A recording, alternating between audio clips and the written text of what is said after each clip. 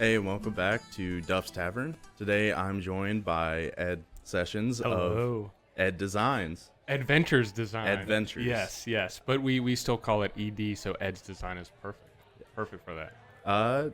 We are drinking today a good old-fashioned dark and stormy. Ooh, okay, so I told him to... He asked me before this what I wanted, and I told him to basically bring what he thought I would like. And this is it. I don't think I've ever had one. Do you suggest putting the lime in, squeezing it, or keeping it on the side? Squeezing it and putting it in. Well, it's squeezing it, and it's a mixture of squeeze and seasoning. Yes. Perfect. All right, here we go. Right Cheers. review. Cheers.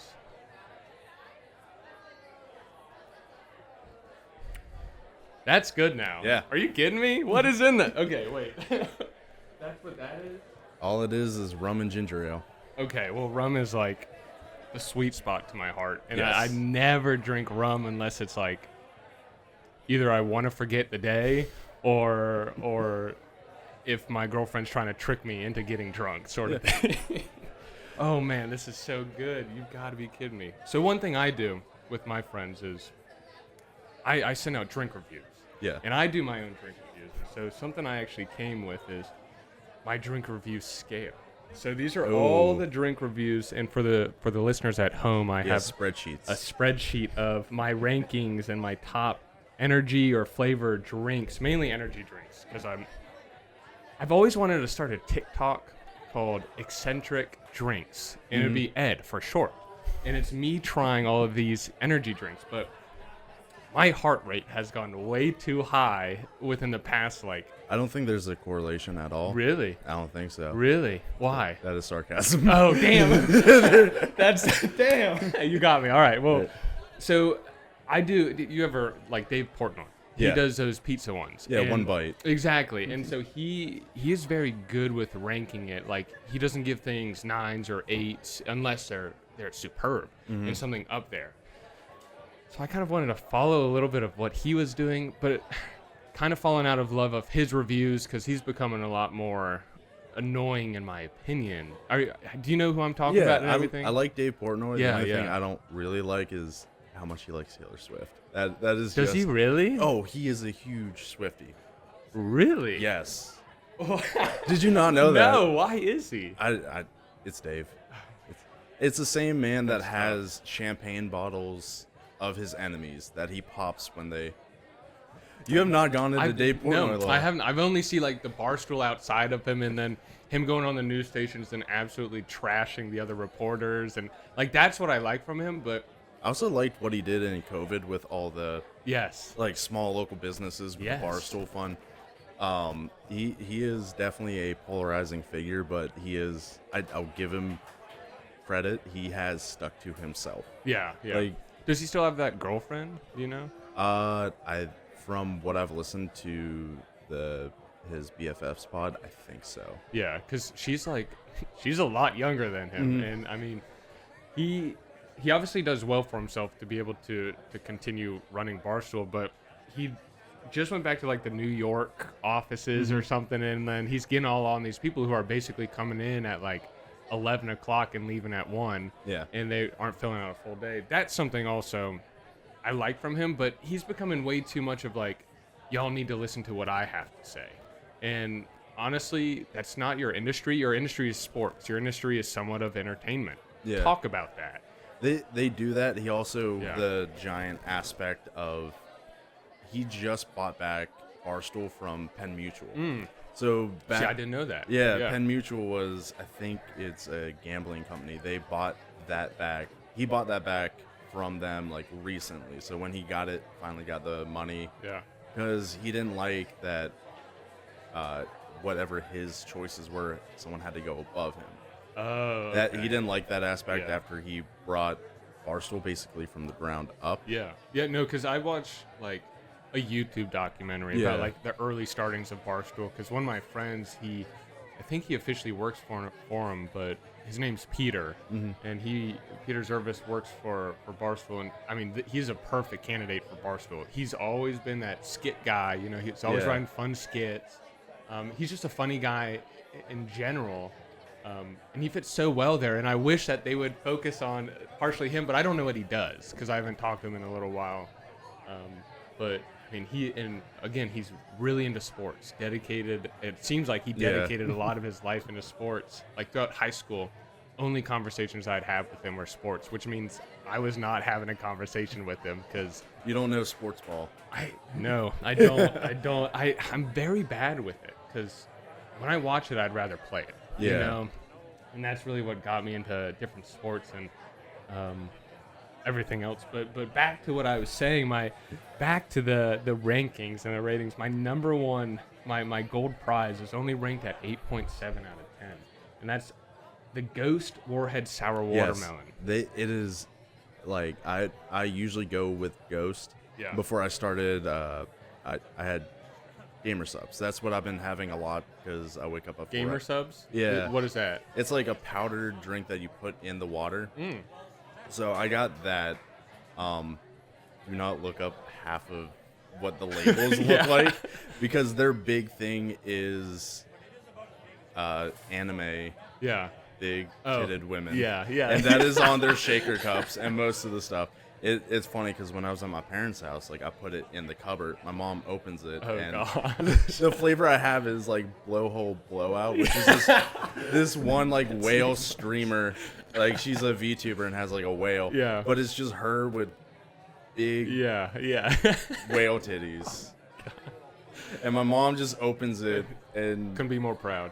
I mean, like I could feel the disappointment. Yeah, but she didn't say it. She didn't say it, but she's Italian, so you can tell. Oh, man. Oh, gosh.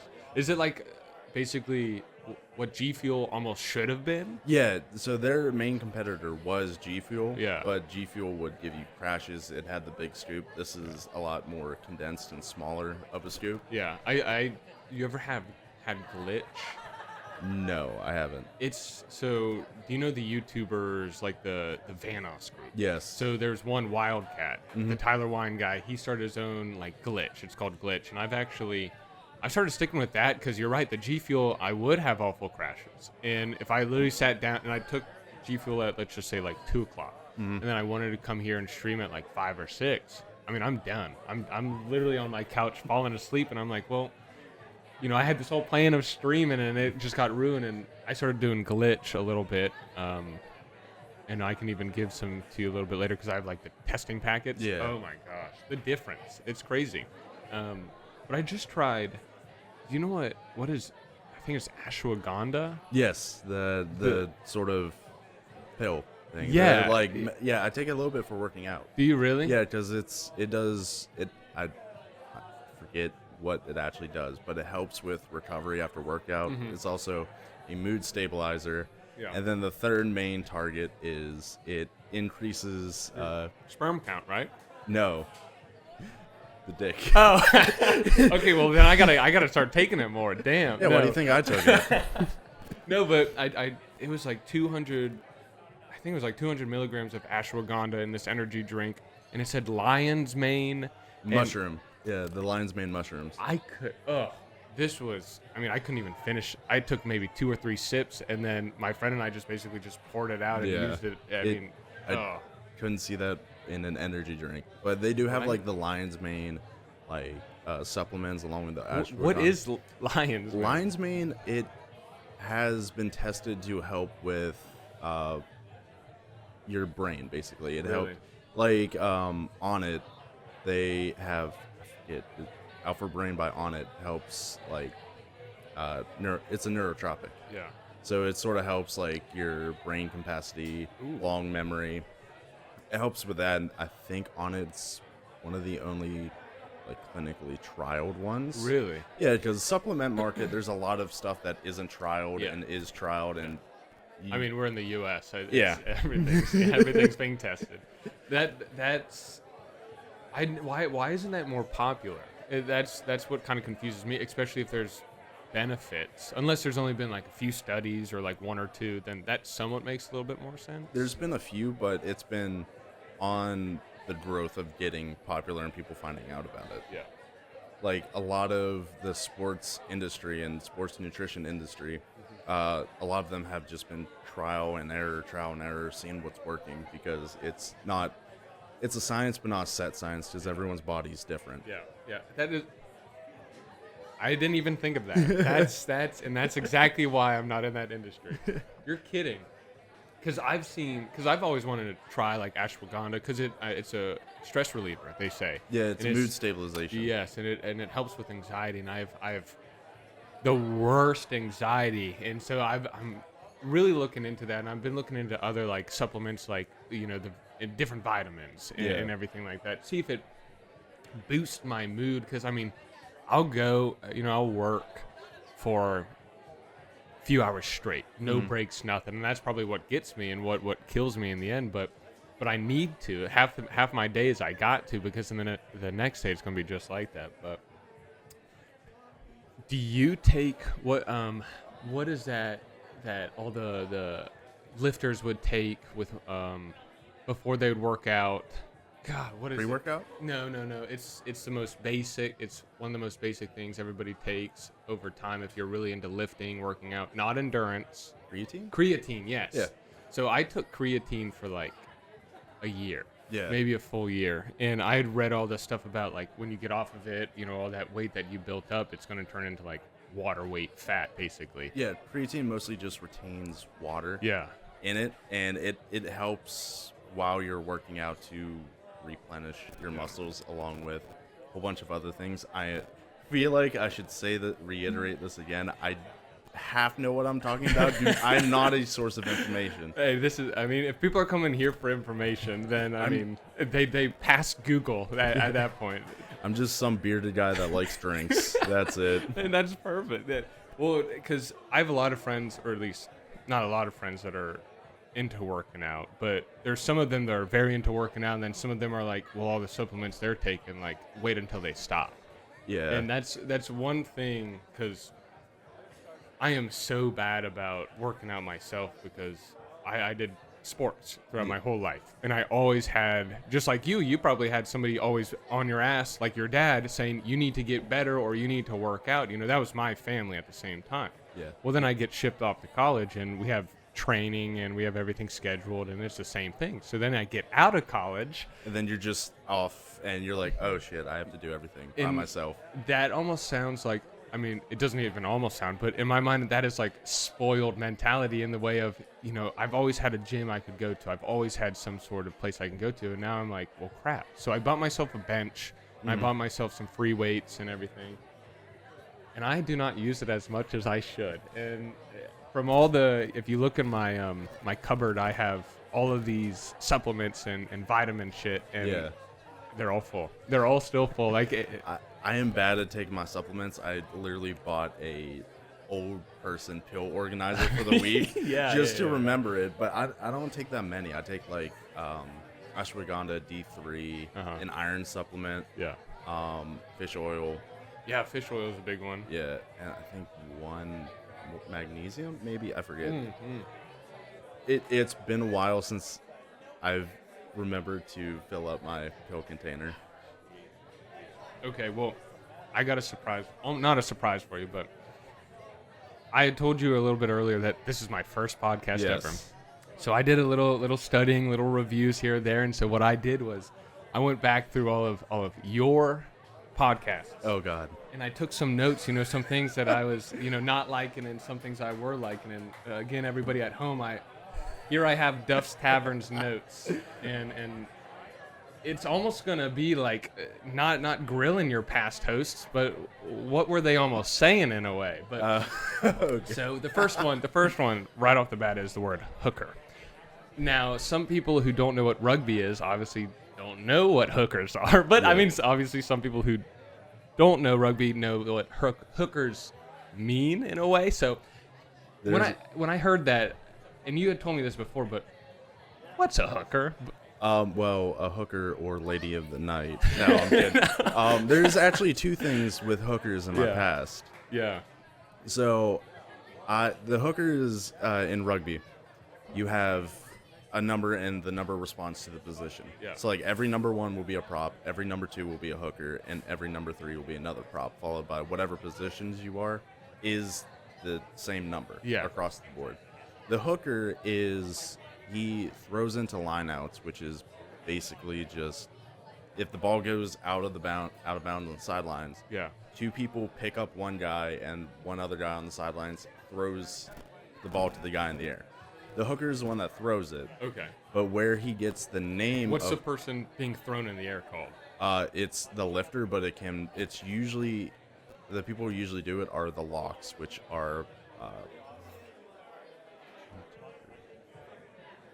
4 and 5. Yeah. I had to think like out the scrum. Yeah. They're usually 4 and 5 because the locks are the tallest people on the team. Oh, okay. So are they usually like skinnier and lighter as well? Yeah. So a little bit easier to throw up. Yeah, Okay. you can throw them up like you see in the cheerleader stuff. Yeah. But instead of like losing, like being in the air by themselves, they're held up. Yeah. And the main, like how the hooker guy's name is in the scrum when the 3 people like lock in. And the ball gets fed in from the side. The hooker is the one that hooks the ball back to their side. Okay, so that's where that comes from. Yes. Okay. But also, my favorite thing in school was to say my dad married a hooker. Oh man, and just like your dad said on his podcast, your mom's gonna kill you. Yeah, but my mom's main name was Hooker. Oh, was it? Okay, so that, I mean, obviously there was a connection. But it was the best thing to hear a 3rd grader just tell his teacher my dad married a hooker. Yeah, that's There's a lot of phone calls home. Yeah. Oh, I bet. Some discrepancies and everything going on in the household. No. The teacher would hope my mom would get the phone because if my dad got the phone, he would just play into the joke. That's even worse. It's better. Even it's worse. funnier. But so you did football before rugby. Unfortunately, yeah. So, I mean, like that connection. Football is. Football. I shouldn't say I shouldn't say this, but I want to say it. But it's like almost a pussy version of rugby. Football is rugby's child. Yes. Okay, that's a nicer way to say it. So how the timeline is there was soccer, or as the English say it, football. Yeah. So Webb Ellis, when they were playing soccer, picked up the soccer ball one day, and another person ran and tackled him. Yeah. And that's how rugby was founded. Oh, okay. Then rugby got a little bit popular, came over to the States. It was there a little bit, and then it moved into, they made football from it. Because you remember like the old football with the leather helmets and everything.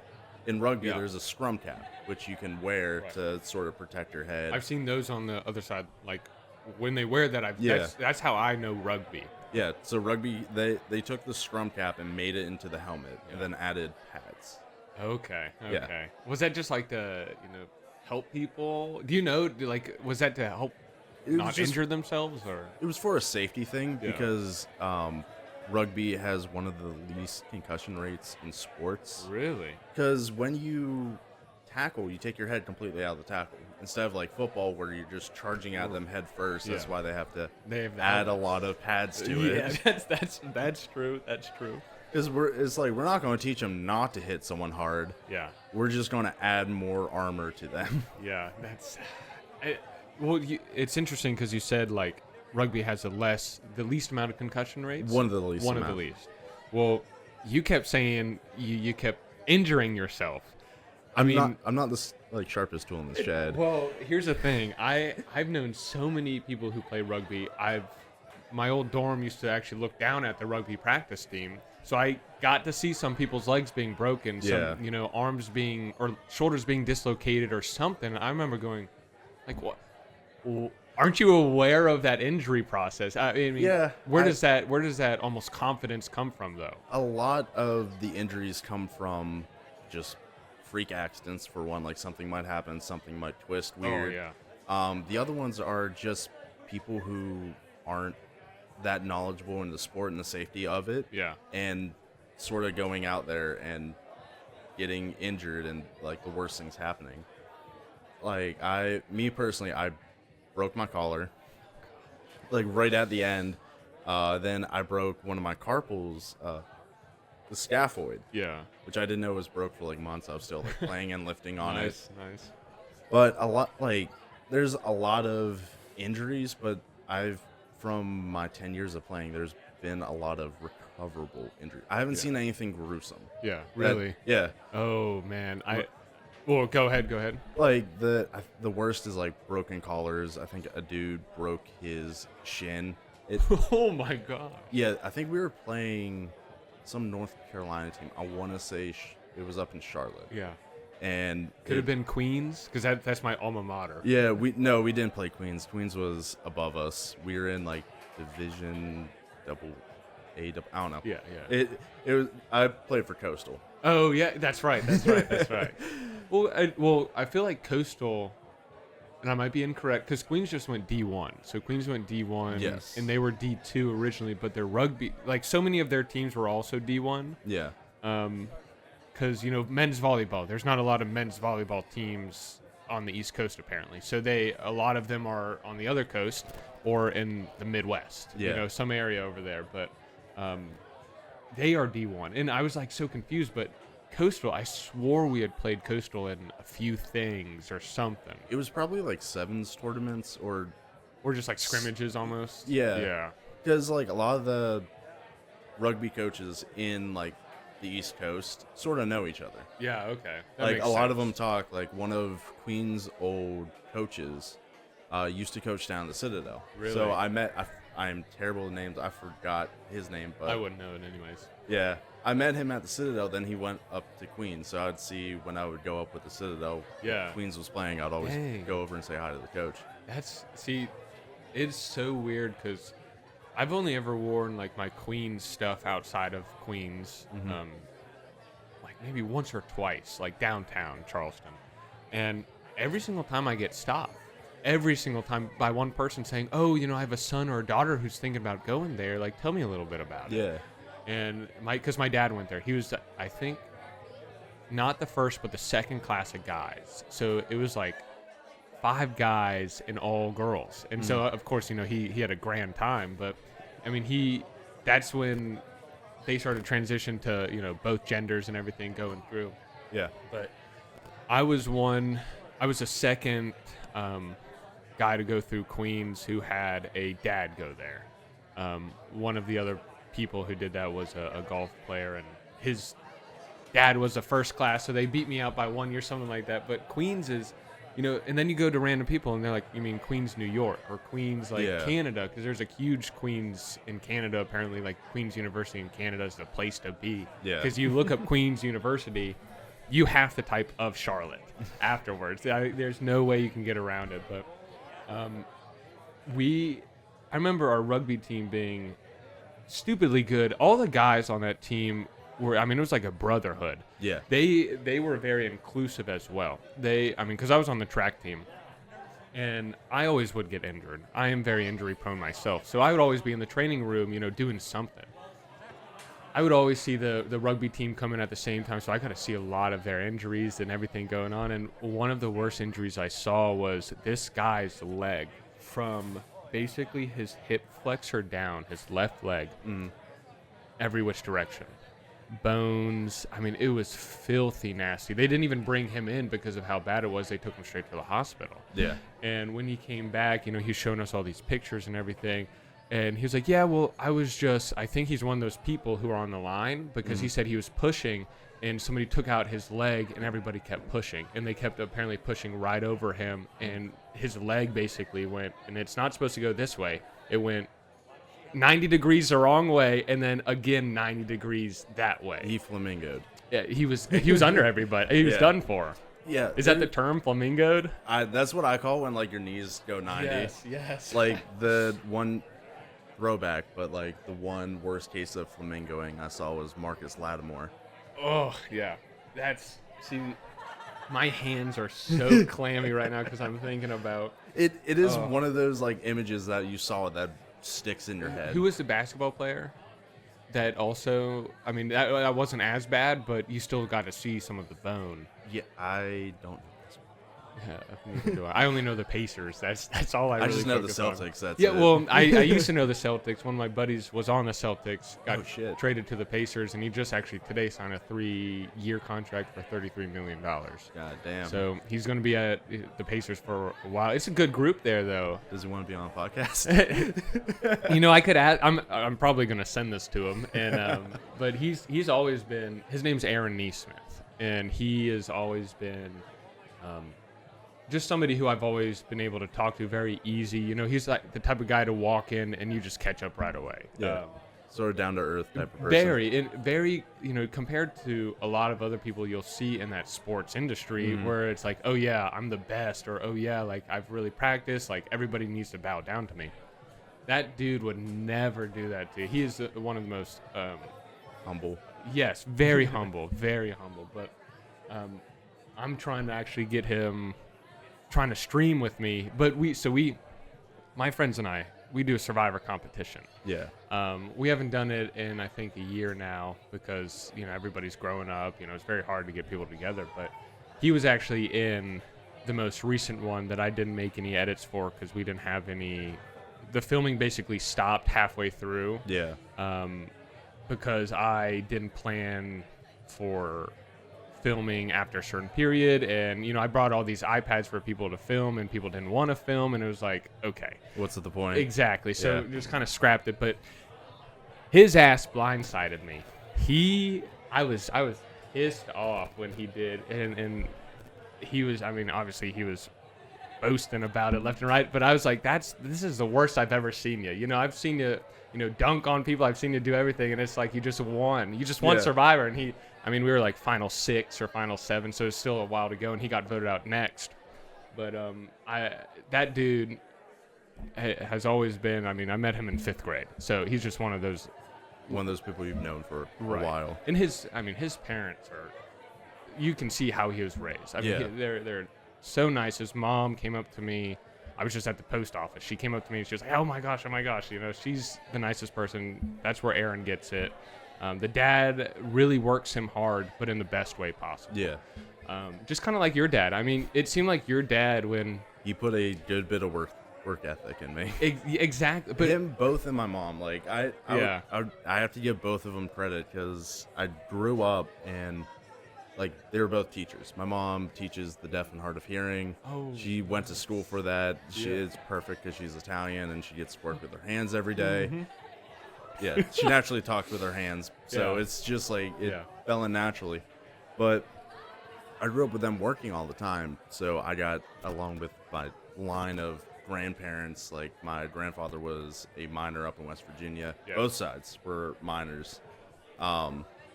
And it just imposed like a strict, like, hard work ethic. Now, don't get me wrong. My coworkers listen to this. I am one of the hardest workers. But the moment the job is done, I will relax. You're only getting paid for what you're doing, Yeah. That makes sense. That's very different though, because I sometimes I wish, because with Adventures Design, my company, I wish I could do that. Like the clock ends, and then I get to relax. The clock is never done. I just took a weekend away, and my phone was blowing up. And it's hard for me to say, hey, let me wait till Monday, because one of the things about my business is, I'm trying to grow. Yeah. I'm making those connections I need to solidify. And I have a lot of people who are wanting to come to me, but if you take a break, then you might lose out on the opportunity. And I did. This one person just wanted business cards, because I do apparel, I do a lot of different things, home accessories. I just print. Just print. It should be my main thing. But I lost the business cards because I wasn't there, and that's perfectly fine. I understand that, and that happens all the time. But that's what I get for taking a weekend away, even though it's Saturday, Sunday. Yeah. I should be able to relax. But Vistaprint, you go on Vistaprint, you can easily order it. But the amount of money all these big apparel companies are making, because I get the same price from the shirts that, they probably pay a few cents less than me, but that doesn't help their cause. Like Gildan shirts, like the most basic shirts, the most basic fabric. They're buying it for $2.50 a shirt, if that. yet you go to concerts, you go to everything else, and it's like 60, 70 bucks a shirt. Exactly. Even mine for I set up my shop with Redbubble. I don't know, good or bad. I've heard mixed things about I have your stickers from Redbubble. Yeah. And it's just like easy for me. Like I got one shirt from them, and it's like good designed. Yeah. It's just simple, but the cost is insane. Like they set like the price, like the average price, and I don't want people paying so much for my shirts. Yeah. So I try to like put the price as down, where I make like $1 off if anyone gets a shirt or like whatever, because I see it as, if you're wearing my t-shirt and my design, that's advertising. So I don't want you to pay that much for it. Right. Even when I had my Twitch shop, my shirts were like $20.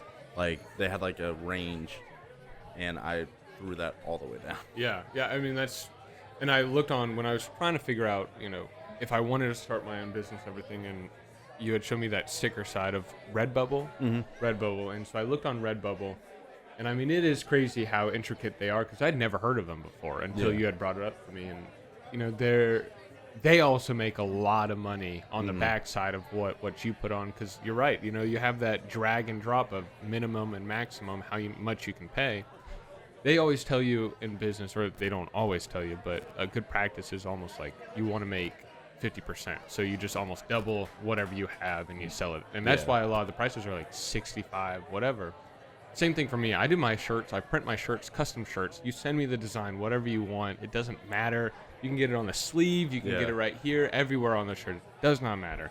And I only do like, for one-offs, 20 to 30, depending on how much ink they use. Because ink is expensive. Primarily the cost. I mean, 700 cc's of yellow ink, it's around $300. And I mean, that goes away after 400 prints. Yeah. I mean, and I say 400 prints, and you're probably like, that's a lot of prints. But when somebody mass orders, you could easily knock off like 200 prints from that, depending on what they buy. Yeah, exactly. And that's why I like to do those one-offs, because it is, I do put a little bit more expense in them, or I ask for a little bit more. But if they purchase 5 or more, I add bulk pricing. Yeah. And that's when I bring my shirts down to $9 compared to that $25. Yeah. And then people are like, holy cow, like I can buy this for $9 custom, anywhere I want. Like that's unheard of. You go on all these different websites, you go on Etsy, they don't even do that. You either have like a front or a back. Yeah. Like there was, for my shirts, I was wanting to have like my like Duff's Tavern sign on the back and have like my simple logo up front, but none of them allowed me to do it. Really? I could do that for you. I could easily do it for you. We'll work out a price. And I understand, like, Redbubble's a great place to just put your stuff, so you don't even have to work. Exactly. Because you don't have to like hold inventory or anything. It's just made to order. It's convenient starting out. I think if this grows any and I have to have backlog, I'll probably get a stock of my product. Listen, a lot of the podcasts I was listening to before, I mean, I'd be surprised in a few years if you kept this up. This hasn't gone big, because I mean, I've been snickering, giggling all down. It's great, but I would love to almost help you. But that efficiency's sake, you can't take away efficiency like Redbubble, where it's like I don't even need to do it. And that's when I started my own business. I got 2 artists, so I just used their art, and I was selling all their art, and I gave them a percentage.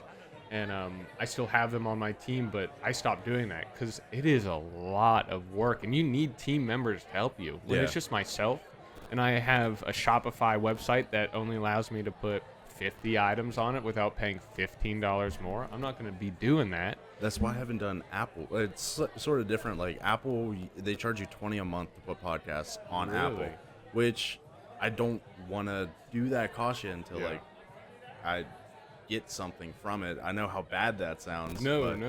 It like I didn't even know about that till like the D&D podcast I did. Yeah. Did you put that on Apple? No, I didn't. That's where I found out, because that's when I was actually sending out different podcasts. Like I think it's on Spotify and Google now. I might be working on getting on Amazon. I have to mess around with Anchor or Spotify for podcasters that changed. I think Spotify, you can even listen to it for free. Yeah. You can just click on it, and then you get to go there. Apple, Spotify makes so much more off their users though than Apple, because Apple has all these other things they're siphoning from. But a lot of people, because I have this one, his name is Kevin Roberts, and he's into like beats music. He does a lot of stuff, knows a few of the top artists, and he was telling me all about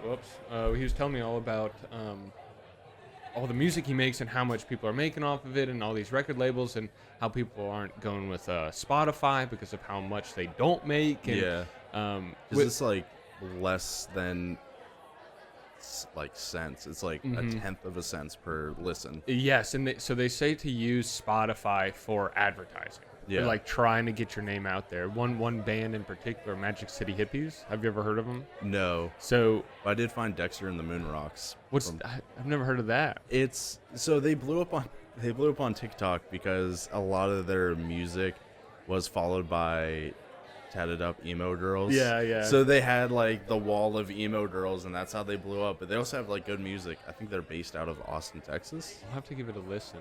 But Magic City Hippies, Miami based. Super small, Hippocampus. Yeah. So they opened for Hippocampus way back, I want to say 2017, and my dad and I loved them. We started listening to them when they had like 9,000 followers on Spotify, and they had just released. They were originally known as Robbie Hunter Band because that's the main singer, and then they switched over to Magic City Hippies once they started to branch out to drummers and bass and everything, and piano. And they're fantastic. They're like indie funk. I love indie funk. That's really my main thing is indie. Yeah. And my dad and I went to their concert, and Hippocampus. Everybody's wearing Hippocampus stuff. Everybody's so excited. We're there like looking for Magic City Hippies merch and everything. Magic City Hippie plays. It's us and maybe like 6 or 7 others like up in the front. Yeah. And we're at, I think it was the Fillmore in Charlotte, and we're at the Fillmore, and it was just us in the front just cheering with the music, singing along. We knew all the words and everything. Then Hippocampus comes up. Everybody rushes the stage. Everybody's hyped for it. We go to the back and start talking to them at the bar. One of them, and I feel so bad for forgetting his name, but he was just at the bar, and he actually came up to my dad and he said, "Hey, I saw you were really into it. We really appreciate that. We're trying to get out there. We're trying to do this and that." And we got to know them very well. My dad exchanged phone numbers with them, and they still talk today. He's actually going to Miami this New Year's to have a Magic City Hippie celebration in their hometown and everything. That's sick. So he's super excited about it. But these guys, again, very down to earth. They know how much work has to be put in to be recognized. They now have, I think, almost 1 million followers and everything, selling out shows left and right. Can't even really come to Charleston that much because they don't have a venue big enough. Yeah. I mean, besides like the Coliseum, obviously, which they're that type of band that really likes a personal touch. Yeah, the sort of like closer feel. Yes, so like about 500 people maybe. Yes. Yeah. So like the Windjammer. Yes. So they love to play the Windjammer because 1, it's on the beach, and 2, you have that personal feel because they would always come down and they would talk to us or they would do something. Well, my dad got invited to the green room, and they're Miami based, so I can only imagine so much they did in that green room with my dad, and but they're the type of band that like you just like to see grow. And what was the one you had said? Dexter and the Moon Rocks. Dexter and the Moon Rocks. I gotta remember that. You gotta remind me what that is after this, because I'd love to listen to it. But yeah, there's a lot of like bands that I like weird music. Yeah. Like everyone who knows me knows like I'm big into Irish rock. Yeah. Like Irish folk rock. Like, oh my gosh. I have over 300 songs in my Spotify playlist. I have a whole bunch of different playlists for everything. But the one I always get the weirdest looks is I have a full sea shanty playlist on Spotify. Oh gosh, yeah. Like they got more. The main band I listen to is the Longest Johns, which they're a British band that does a lot of sea shanties. Yeah. And I knew them years ago before. They got popular because The Weller Man was one of their songs. Yeah. And that blew up around COVID time. Right. Same time as that's when sea shanties really got big. Yeah. I was listening to it before school. I was playing Assassin's Creed Black Flag Yeah, and just sailing for hours. Just to listen to it. Oh, yeah. Or Sea of Thieves and just put that on. I just got back into that with my buddy. I suck at it. Yeah. I can't drive or anything, but I can shoot a cannon. Okay, that's all you need. That's all you find a drive. I'm the person who steers the ship on our boat because I will pull a SpongeBob when they're on the Flying You're Dutchman. good. Yeah, You're good. that is me driving. No, that game, I don't like the new mobs they got in that. Have you seen the new ones? I haven't played in like a few weeks. The last one was like when Monkey Island started. Oh, okay. So I haven't played in a few weeks myself. My buddies and I, we're really into Overwatch right now. And I'm taking a little tea break from it because, Overwatch used to be my therapy game. Nobody knew about it in my friend group or my gaming group. Nobody would play it with me. And I was like, this is it. Like, I would turn on music and just play it and play competitive. Who was your main? May. May. May is my main. I was forced to be a Reinhardt main. Really? Yeah, because I would play with friends and we had like a comp dynamic. We had a dude run Genji. We had Campbell. Okay, well, Genji's the wrong person right there. That's where you're wrong. And then Campbell, who was on the podcast, always played Zenyatta. Mm-hmm. So that was him. I was Reinhardt, and then I think his name was Snap. He played like other DPS because I used to be Hanzo until they took away the really? Until they took away the scatter arrow. Yeah, once they took that away, it was just kind of like, well, why do I even play this? Yeah, why play that character anymore? What's the point if you can't just scatter arrow someone's feet and one shot them? Or in a build, like when you're in a room, that's exactly when you'd use it or something, and now it's just kind of like that doesn't work. Yeah, it sort of like controls the people. It's like if you're playing like Counter-Strike and you throw like a smoke grenade in a hallway, it sort of just like makes them loop around because you don't know what's going on. Right. They took away a helpful mechanic basically. I was trying to find I did a tier list on my stream of the Overwatch characters, and I mean, like I was saying, Overwatch was my game, and May was my main when you could freeze people and then you just walk away, you left click and you've killed them, in the head. You and freeze them and then hold the ice cube and just a headshot and you just walk away. Gulag execution. Yes, it was so easy to beat any of the DPS characters, and I could really 1v1 any tank. The only person that I really had any trouble with was like a Moira or an Orisa because they can just up their level basically. But my friend actually just got ranked 130th on the East Coast. And I think it was last week he did. And we were, how the rankings work in Overwatch? Slightly. So it's like your basic bronze, silver, gold, and then it goes like platinum, grandmaster, and then top 500. Well, he was only like, he was platinum, like the lowest platinum you can beat. And then all of a sudden he gets ranked to 150. And he had been using Reinhardt. That's really his main person. Somebody's got to do it. Yeah. But he's a great one where he knows when to defend, and he's always like our main comms. So he like obviously deserves that 130 placement. Yeah. But a lot of the times, we lose one, and then we just don't talk. Yeah. And then we're just like, God, like it's your fault, or like I'm so sorry, guys. Like it was my bad. And then the next game, you're just kind of like, don't fuck up like you did last time, and then it just ruins the session. You ever have that instance? I'm not the best at games. Yeah. But I play for fun. Yeah. I play to be a jokester. I play to be a dickhead. Because when I was playing Reinhardt, we do 3v3s. Yes. So I would immediately hook someone and pull them off the edge. Yeah. Like or Reinhardt Roadhog. charge. You mean Roadhog? Yeah, Road. Yes. The drag and drop. Yes. Or Reinhardt, I would shoulder charge them off the edge of the map. Right. Like I like being cheeky and having fun. Yeah. There's been a few times where like we're either playing Siege or back in Overwatch 1 where we took the game slightly serious until like someone has a joke and then immediately dynamic falls and we're just I wish my friend group or my gaming group it's almost like split half and half. Like that other half is very competitive. And don't get me wrong, I'll get like that, especially in Overwatch, because like I was saying, Overwatch has been my baby since day one. Yeah. Like I got it pre-ordered, I had it everything. Overwatch 1 was my favorite game of all time. And then Overwatch 2 came out, and I mean, you might as well throw a turd on a wall and call it art. Like that's what they did. They took away the PvE. Yeah, it was ass. It was awful. They took away the I mean, the best.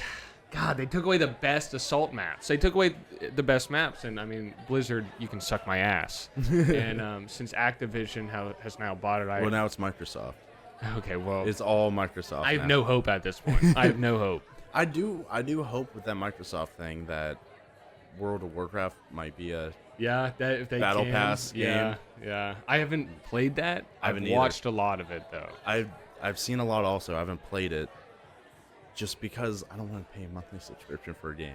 Yeah, that's almost like when you were younger, did you ever play like Club Penguin? I did, but for free. Both my parents were teachers. Yeah. Well, we played Club Penguin, and I remember I had to learn all 50 states and 50 capitals to get a Club Penguin account. And because I really wanted to like do the dojo. Do you remember the dojo, fighting in the dojo, and you couldn't do it if you didn't have like premium, or you could only do one. You could do like the basic one. Yes. Because I did that. I think Card-Jitsu or something like that. Yeah. Oh my gosh, that was. I think that's really what got me into like games early on. Was one, my dad. He played games like BioShock. Growing up, all the Assassin's Creed, and I would just sit there and watch him play it. Yeah, I mean he's a huge gamer, and he still is today. Like I think he just beat Horizon Dawn 2. Nice.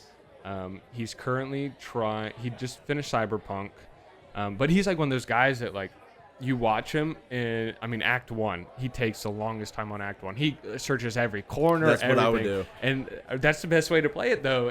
When I found out, because I used to rush through it when I used to play like Crash Bandicoot. Yes. I would just rush Spyro, Crash. Yes, I would Ratchet just and run Clank. right through it, and then it's like you didn't pick up this at like the first map. You can't get to this point. And I'm like, why do I have to find that? And I mean, I learned that the hard way, but he's that type of guy. I just took a break from Baldur's Gate 3 because I dropped 180 hours in it. Yeah.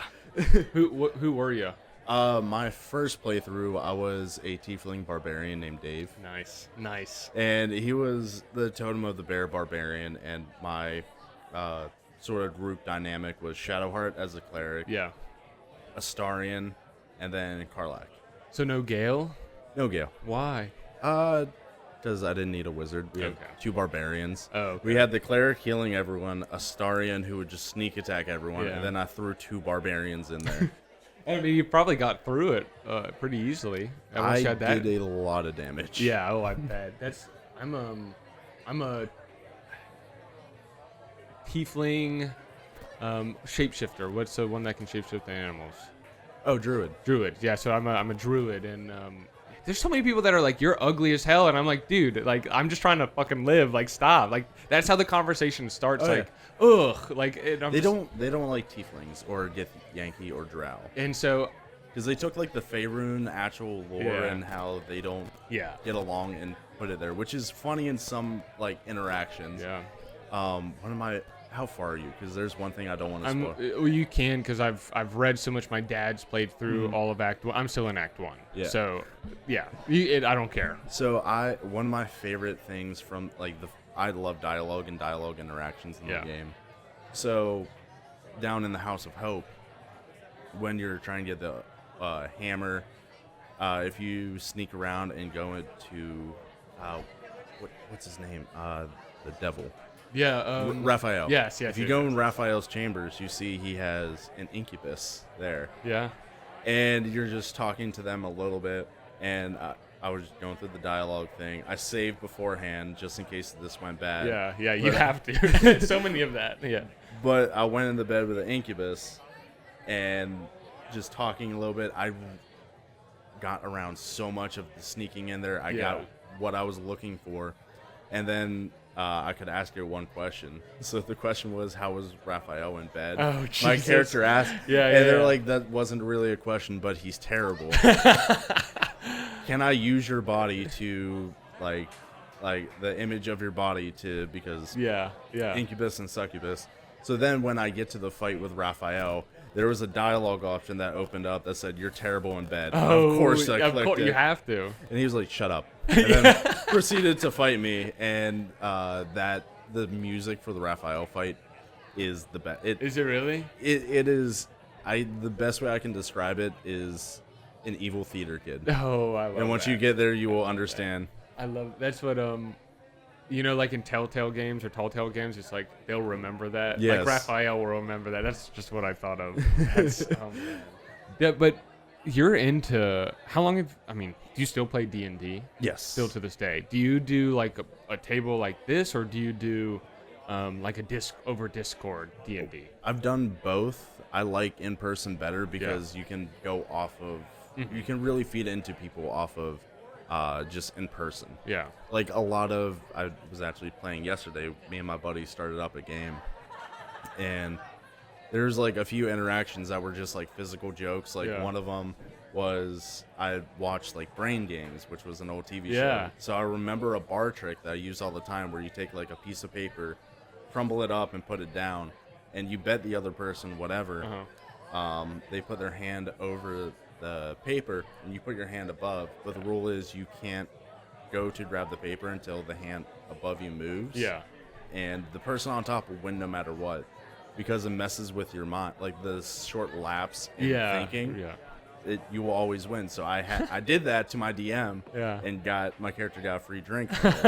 Yeah. I can't do that over Discord. No, you can't. You got to roll at that point if you want to try that. Because the reason I ask is I have a friend his name's Jake, and he is very into it. Like he is very into D&D, and I've been, trying to play with him, but again, it's hard for me with my schedule and everything to play. But with my schedule almost freeing up a little bit, if you're interested in potentially doing a D&D, I'm trying to get people to join us, because I'm trying to either myself will be the dungeon master or Jake will be the dungeon master. But I've come up with a small world that it's like a party of 3, a party of 3 or 4, not a big party. And maybe if you're interested, we could potentially set that up now. I will say I am a chaotic but smart player. Yeah, because I DM, like I know how to dance. Oh, so you DM too? Yeah. Yeah. Okay. So maybe you could even be the DM. No, this is. We're not like fresh with it, but we've played a few rounds. We've started a few stories. Never finished any campaign. Welcome to D&D. Yeah, and like we get like 3 or 4 sessions in, and then either one of us would go out of state or to someplace else, and then we'd have to stop, and then either falling outs happen with friends, or you just separate. That's what happened in my podcast. There's a few falling outs. Really? Yeah, because we had a D&D one. We were playing a year before we actually like set up and recorded it. And then there were some falling outs. Some people came in, some people left. It's hard to do that, but I've always been interested in like doing a series. Yeah. A series to me is so interesting. That's what I try to do on Twitch is, I try to make like I almost like narrative, add into it like a bit with myself. Yeah. And like, oh man, because I just downloaded this Survivor game. And I'm just pretending, I'm in Survivor, this is me, I'm going against all these people, and Cassidy just comes up and she deletes it right after I finish. And that was tough, but I made a whole story, like, these are my friends, these are my enemies, and I'm gonna like purposely sway the story or like sway people's opinions based off of how I'm looking at the narrative. And I love that. I love just telling a story or being able to do that. Have you tried GTA roleplay? No, I haven't. That seems like right up your alley. So that is something, though, I wrote down here on my Duff's Tavern's notes list is you did not like GTA 5 Online? I didn't. Because of the grind? Not because of the grind. Because I didn't have the time to play and get that much money. Yeah. And it wasn't fun for me when I'm rolling around my little armored car to get blown up by a jetliner every 5 seconds. Yeah. So my friends, we used to, that was our main game for years. Yeah. Growing up, middle school, high school. And we would have like 8 people on there at a time, and we would play this thing called Michael Myers, where we played that too. Yes, where everybody turns off their radar except for the one person, and that one person can chase people, or everybody turns it off and you just got to find them. That to me was like, and back then, I didn't really think about what level I was because there was always a glitch that could either get you money or raise your RP up or do something like that. That's tough though, because I understand. I have friends who don't get into it now because they're like, y'all are level like 100 or you're up there. As long as you have the musket, that can just one shot every. That was my weapon, was just the musket, because everyone else would have like the Gatling gun, the whatever. I'd just be here with the musket, like, okay, I'll headshot you. I think my main one was the pistol version of that. Like Yeah. it was just Flintlock. one. Yeah, flintlock. Thank you. And then I had the jerry can, and that was really And my then main the firework rocket was thing. another Yes. one shot. I never shot those off. Oh, I did all the I time. would never shoot them off because after like 4th of July, you couldn't have them. Or around like New Year's, you'd get them again or something. It was like always holiday based. I thought if you bought it, you could just redo ammo. No. Oh, I always got ammo for it. Really? Well, I also haven't played since like 2018. yeah, so that's that's when they were really focusing on it, and now Rockstar's doing whatever Rockstar's doing. GTA 6. Or now it's they said they're working on a new Red Dead. Are they? I thought it was GTA 6 was the next in the pipeline. No, it's I think it's a Red Dead remake and another remake, and then hopefully info about GTA. Because I know I'd be fine with the Red Dead remake. I think Bully was the one everyone's been asking to remake. That's a classic. Have you ever played it? Yes. Yeah, that's a classic. That's my brother and I would play that all the time.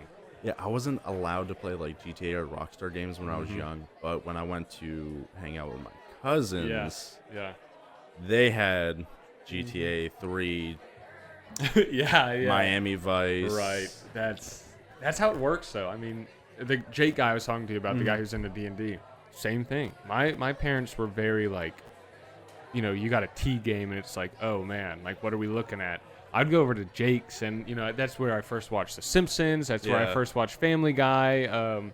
Whose Line Is It Anyways? All these different shows that my family would be like, no. And same with games. I finally got to play. I think WWE was like rated T, and it was just WWE. And my parents were like, no. And yet my dad would let me sit next to him and watch him play BioShock. Yeah. And, the little girls and everything. It's like, what the hell? You wouldn't let me. Would you kindly? Yes, yes, dude. Oh my gosh. One of the best dialogues. Yeah. Like best plot twist, I would say. Top 10 plot twists in fictional world is, for those who don't know, the whole story of the first BioShock. Yeah. Right. The first BioShock. He goes to this underworld city in Rapture, and he's walking around this guy, Comsworth? No, not Comsworth. That's Fallout. It was he has my favorite dialogue. What is the worth of a man's brow sweat? Yes. The sweat of a brow. Like that is the best villain monologue in my opinion. Dude, I remember as a kid not really understanding too much what was going on in the story, like just obviously focusing on the fighting, and then later on I got like all the games together, so I played them all, and I was like, holy shit. When at the end it's like the whole time he's been controlling the main character, and sorry, spoilers, but it's been out 10 years. But it's been remade. The whole time he's at the end of a lot of his sentences, he would say, would you kindly? Basically telling him and forcefully asking him, because he's brainwashed, to do all these things and kill all these people.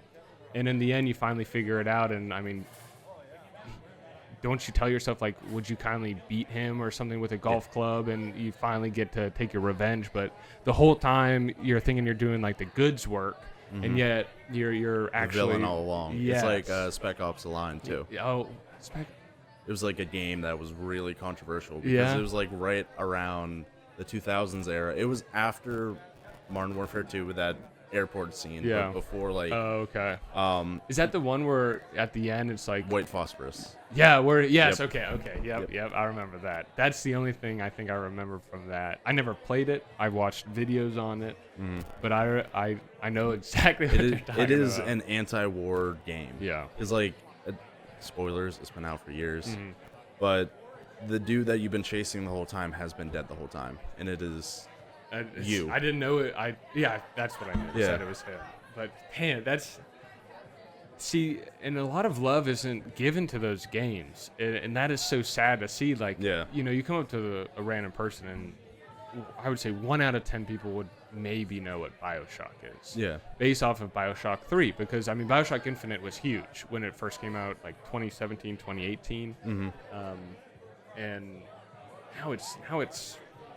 People don't even know what it is, but it has such great storytelling. The lore behind it's so heavy, and I mean, it was one of those games where you did search around because you were so invested in the story. There's a lot of narratives, like not narrative storytelling, like visual storytelling too. Like a big one that does a lot of sort of just area storytelling is any of the From Software games. Yeah, like Dark Souls, Demon Souls, Bloodborne. Like, and the Pinocchio. That's not made by software, but it is a Souls-like game. Yes. I didn't know who makes that. Do you know? This was actually their first game. Really? Yes. Okay. And they knocked it out of the park. I liked it when I played like the first few minutes of it. It really did feel like a Souls game, but it felt. It had a little, and that would explain why it's a different company. It had a little difference in it, but I liked it. Yeah, I didn't mind mind it. A lot of the Soulsborne are cool. There's like a Sun Wukong one also. Yeah. I haven't played that yet. If you get past the first boss, it's a good game. Yeah. That's what I've heard from it. I forget like what other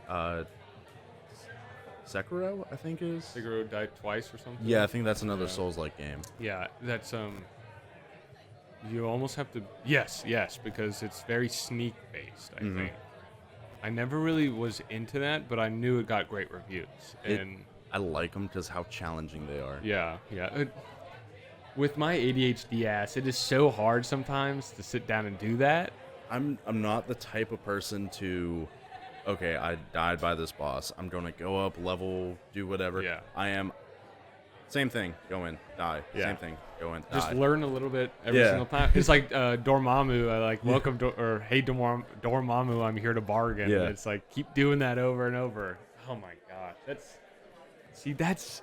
I have to be in a certain mood for that. But I love it when I'm in that mood. Like it is the thing that makes me smile once you finally beat that boss after 49 attempts. A rush of endorphins. Yes, and then it's like after that you're like, oh, well that was over. Let me get ready for the next one. But that's interesting because you look back at a lot of other games like that. And I'll just say this: Pokemon. You had to level up your people to be able to further progress in the game. You couldn't go up against Cynthia without level 70 Empoleon with you on their back, and even that was challenging. Or that one, I forget the name of it. I think it's in like Gold and Silver, but the one that had Milk Tank. Yeah. Oh, and she's heavy. Like her health is so large. And Milk Tank has a move that says Milk Drink, which refills. Yes. That was the bane of a lot of people's existence. Yes, and I'm always been a Pokemon fan. One of my best friends back in the day, Graham, he and I would always get the Pokemons. He would get, red, I would get green. He would get one, I would get the other, and I would just go over to his house and we'd play it. We would have the minifigures, the cards even, and I actually tried to sell a few of my cards because I had a few of the originals. Yeah. And then they only got like rank 7, 8. None were like 9 and 10, where you could actually sell them. But like, that was a game where you had to go back and you actually had to put in that work, unlike games like that you were just saying, where you can actually go up and keep fighting. Those are the type of games that will keep me on edge, but like I said it before, my ADHD ass, it's like I gotta do something different, and that's all right. But games like that it's very hard for me to get into, and I've been searching for games, because I feel like I'm in a drought right now still. And I think I said that to you when we had first met. Like, when was that? 4 months ago? Maybe more? I want to say about 9 months. Yeah. So back then I was I feel like I've been in a gaming drought forever. And I don't know if I'm getting bored again. And I hope not. It's hard to find, like, the spark. Yeah. So I was in, like, a gaming drought for a little bit until I watched Cyberpunk Edge Runners on Netflix. Yeah. Then I think it was around the time we met when I was because I think that's when not when it released, but when Cyberpunk was released. Oh, we're getting a huge new update. Yeah, it was around that time. Yeah. But I just saw it on Netflix. I'm like, shit, I'm about to drop 60 hours in this game again. And immediately once I finished the anime, I was just playing Cyberpunk because I was just in my apartment by myself with my dog at the time. Yeah.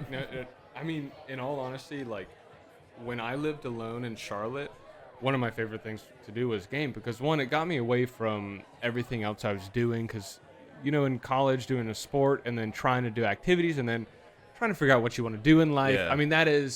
That's tough, but video games was always something that could turn that off or let you focus escapism. on something. Exactly. And that's a reason I feel like a lot of people do play it. And also because they enjoy it, and it's because it helps you have them. a group of friends to play online with. Yes, but listen, Liam, I would love to stream with you, or love to do something of that sort, because I looked on your Twitch, and the last time he streamed, I think, was 8 months ago. Yeah, I'm trying to outkick a little bit. Yeah, really? Are you really? Yeah. How is it? It's the same as Twitch. The only gripe I have is I haven't figured out how to save the VODs yet. Oh yeah. But I wanted to try Kick because it was like a Twitch competitor. A lot of people were going over there. Right. Not some alright people were going over there. Yeah. We won't get into that. But it was just like not as a saturated market. Yeah. So that's true. with Twitch, it's hard to sort of get discovered and found because you go. Let me pull it up right now. Let me just give me a game on Twitch. We're gonna say we'll go Borderlands. Well, Borderlands 3, All right. if we want. I feel like that will maybe have like 200 people in it, but then we'll go to something big like Call of Duty. Just to get an idea of the numbers game. So, yeah, but on Twitch, like a lot of the stuff is bogged down with people you'll never see. It's like thousands of people streaming at the same time with like one viewer for, say, like Call of Duty or something. And I mean, I would say there's more people with 0 views. Yeah. Than people with 20, 30. It's nuts. Because honestly, I don't watch Twitch. Yeah. I'll go on and stream it, but I don't go and I don't watch it. We just looked up Borderlands 3. It has 109 viewers currently, but this is an old game. An old game. Let's pull up. Let's do Baldur's Gate. And then Baldur's Gate 3, see how many people are streaming on Twitch at this time. Yeah. Well, let me see how much are currently viewing. They have 6.4K viewers at the moment. So there's, it's 6.4K. Then hop over to Kick and type in Baldur's Gate 3. I've never been on Kick. Is it K-I-C-K? Yeah, .com. It is. It looks like a green Twitch. Does it? You'll see the browser. Oh, yeah. Yeah, then type in Baldur's Gate and see how many people are actively live streaming right now. 40, it's 44 current viewers. It's a lot less bogged down. Yeah, I mean, but still, you got these people with views still going. There's not a lot of people, and you just scroll down once, and you're at the bottom. Yeah, so it's easy to be discovered. Yeah. That's why I've been trying out Kick a little bit more. Yeah. I'm not fully telling anyone go to Twitch, go to Kick. Right. Well, what was that other one that people had gone to and it just went out of business? Oh, that was the one Ninja. Yeah. Was a part of. What even was that? Streamer or something? I don't. Yeah, it was like a third party that everybody was like, everybody's going. And then, 1 or 2 big names got moved. And that's why I'm a little bit nervous to start with Kick. Yeah. But at the same time, you got to start somewhere. You got to stream somewhere. Yeah. And a lot of what I've learned with streaming, it isn't just streaming. It is also what you do outside of it. Yeah. So, like, while you're streaming, people will only find you while you're currently there. But if you have, like, videos or TikTok clips or, like, that is something where people can see what you do outside of you actually being live. Yeah. Which that's the hardest part with content creation, because after you stream, a lot of people aren't doing streaming as their full-time job. So when they get, like, off work and they want to stream, that's all they can do. It's like, I want to take the time to stream, but you have to edit, get clips. It's nice if you have a community that clips everything for you. Yeah. So you can already have the clips ready, and it will take a little bit of work. But since I don't have that many followers, but my clips are... you got more than me. You have like 103 on Twitch, I think. Yeah, but every time I stream, I get like 3 viewers. I mean, that's better than I do. Yeah. I have 30 followers on mine. And well, I mean, I have 0, and last time I streamed was 9 days ago. But you're right. After that, it's like I have no motivation to do it, because I'd also done YouTube in the past, and my YouTube channel was like adventures, and I would just post different things on there. But that editing, I mean, I love editing. I'm going to school for it. Yeah. Well, not just that, but I just did audio techniques, which is recording audio, and then editing it afterwards. And then I was in editing 1 with Premiere Pro. Yeah, I like the used. tedious aspect of it. I did too. The only thing I didn't like when I was creating like IRL videos were, if you're focusing on an image, that mask, you have to focus on that mask, and you have to do it for almost every frame. Keyframe it. Yep. And I understand that's like what people like. And I looked at a lot of different, because I had this Mac. I had a MacBook Pro when I first graduated high school. It was my first computer that I got that I could actually do things on.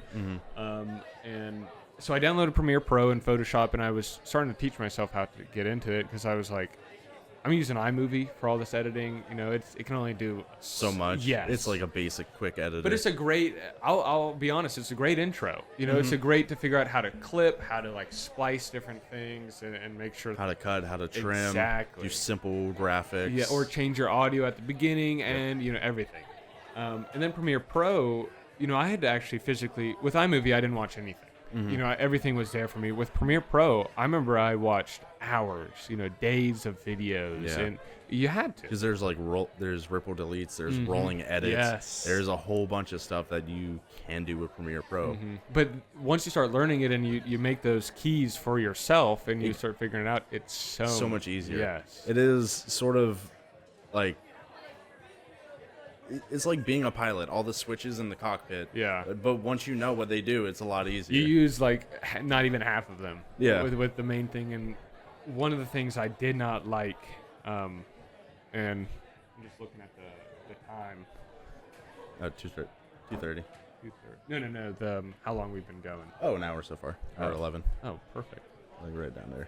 Will you cut that out or will this be in? Okay. What can I ask you a question that you can cut out? Sure. If you want. So how long are you imagining for this? Because I have the rest of the day. So I mean I can sit here for. I usually go until the conversation lulls. So it can be like hour and a half, 3 hours. It really depends.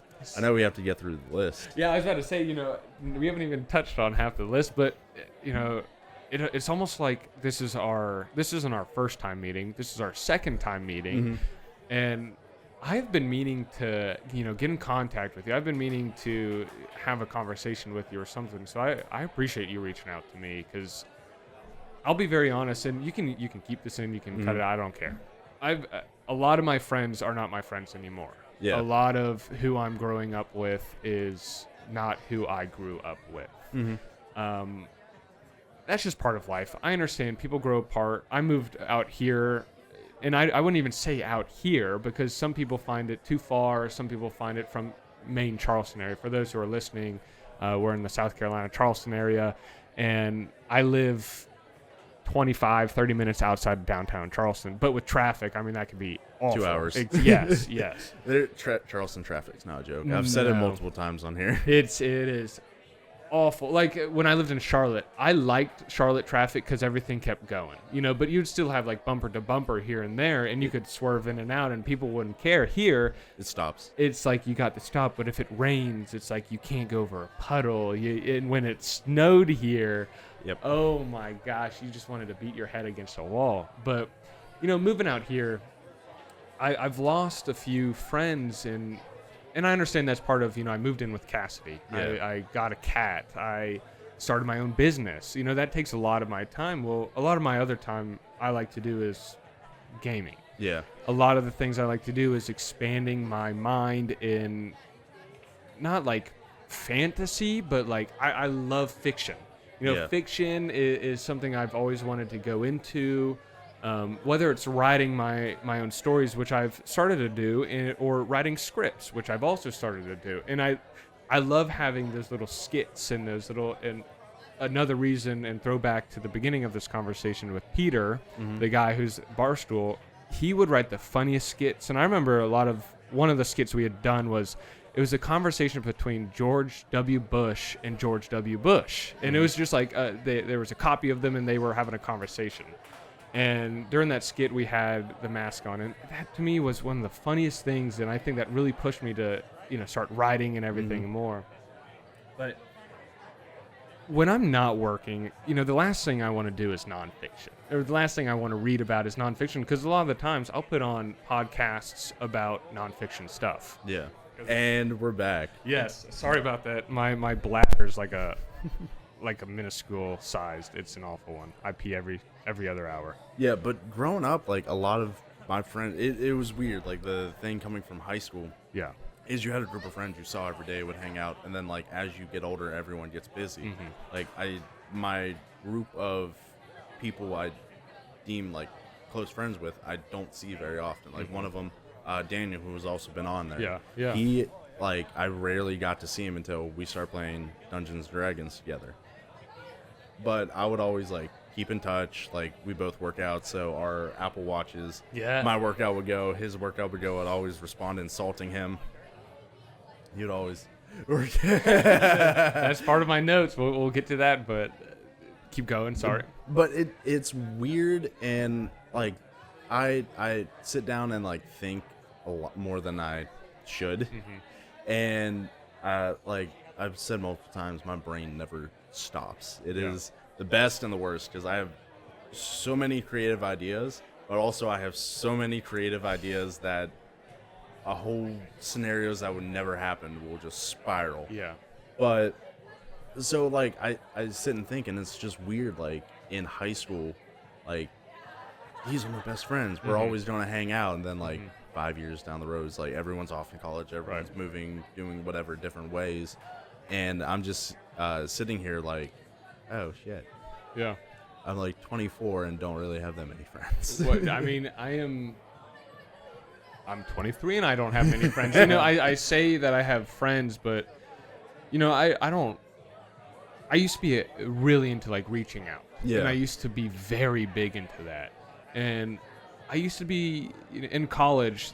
I kind of took a step away from that because I was wondering, you know, you kept reaching out, but no one would reach out to you. Yes, or it would be in a way where I would be the only one reaching out. We'd hang out as a group, whatever, and then it would be me reaching out again to get us together. And a lot of the times, my friend group would be like, "Well, we're waiting for you to plan something." Yeah. And I just kind of took that as like, well, maybe that's just my self-worth, you know, and it's real low. So in college, I was like, how can I build up my own self-worth, especially in high school, like you said, and again, like the working out.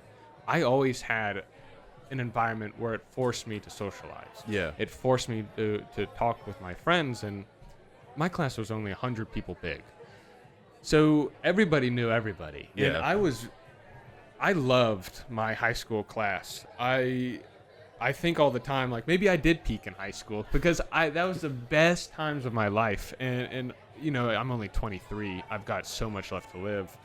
I got so many more memories to have. Like this weekend, I had more fun than I think I could have ever had in such a long time. Yeah. But in high school, I had this friend group, and they were called the NBC, and we would call ourselves Not Breakfast Club.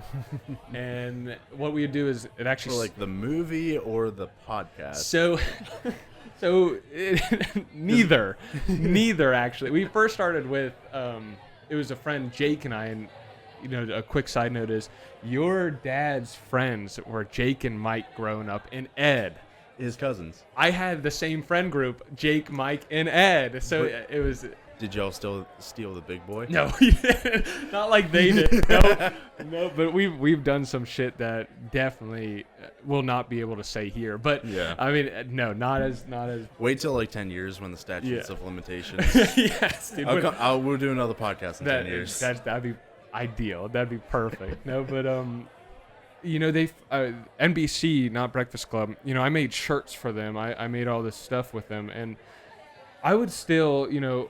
Back then, I would say that I'd give my life for them. I would do this because I was so dedicated for that friend group. But then when I realized, you know, that wasn't really reciprocated back, you know, and I was overblown. That's why when I went to college, I stopped reaching out to people. And I stopped doing that because, you know, I'd do one or two things, and it was kind of like, well, why is he doing that? And then it would get back to me, and I was like, well, talk to me. Like, I'm all about communication. If you have an issue with me, say it, and I'll respect it. I'm not going to try to change your mind. I'm not that type of person who will spend my time and effort to try to change your mind about me. I used to be. Yeah. I used to be really big into that. And that was not worth the fight. It's not. It's not worth like you said, like thinking the pain. Like that sounds so weird for me to say as like a 23-year-old, but you know, college was where I found the people who liked me for me. Yeah.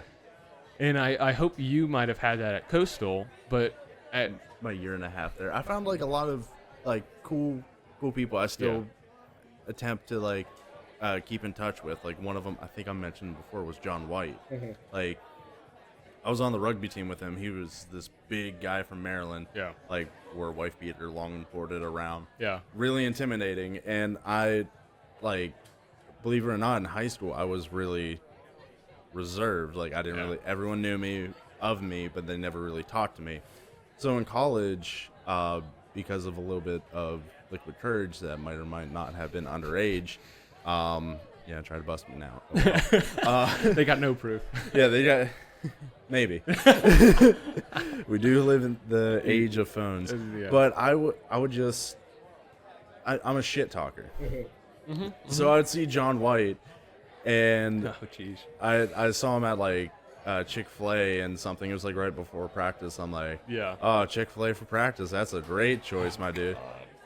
So John was taken off by it a little bit. Yeah. But we became friends, and he was like, you know, Duffy, when I first met you, I thought you were like a theater kid, but you turned out pretty fine. I'm just like, what the fuck does that mean? Yeah. He's like, I thought you were weird. I'm like, fair enough. That's it. That is one of my favorite things to like. I'll ask you this: when you first met me, what did you think of me? When you first walked through that door, when I shook your hand and I said, "My name's Ed," like, great to meet you. Well, you had brown hair when I met you. Yeah, So now I'm blonde. I've never seen blonde Ed. Blonde is brown is my natural color. Blonde is, another side note is there was this individual, he unfortunately killed himself. And I remember that like shocked me to the core. And this was, I think, 10th grade at the time, maybe 9th. And it was weird. One person out of a lot of these grades were passing. Like one person in each of our grade was unfortunately dying. And with ours, it was in 4th grade. Her name was Liza Hollingsworth. And, this was a girl that when I was a kid, I was infatuated with, just Childhood young crush. love. Yes, exactly.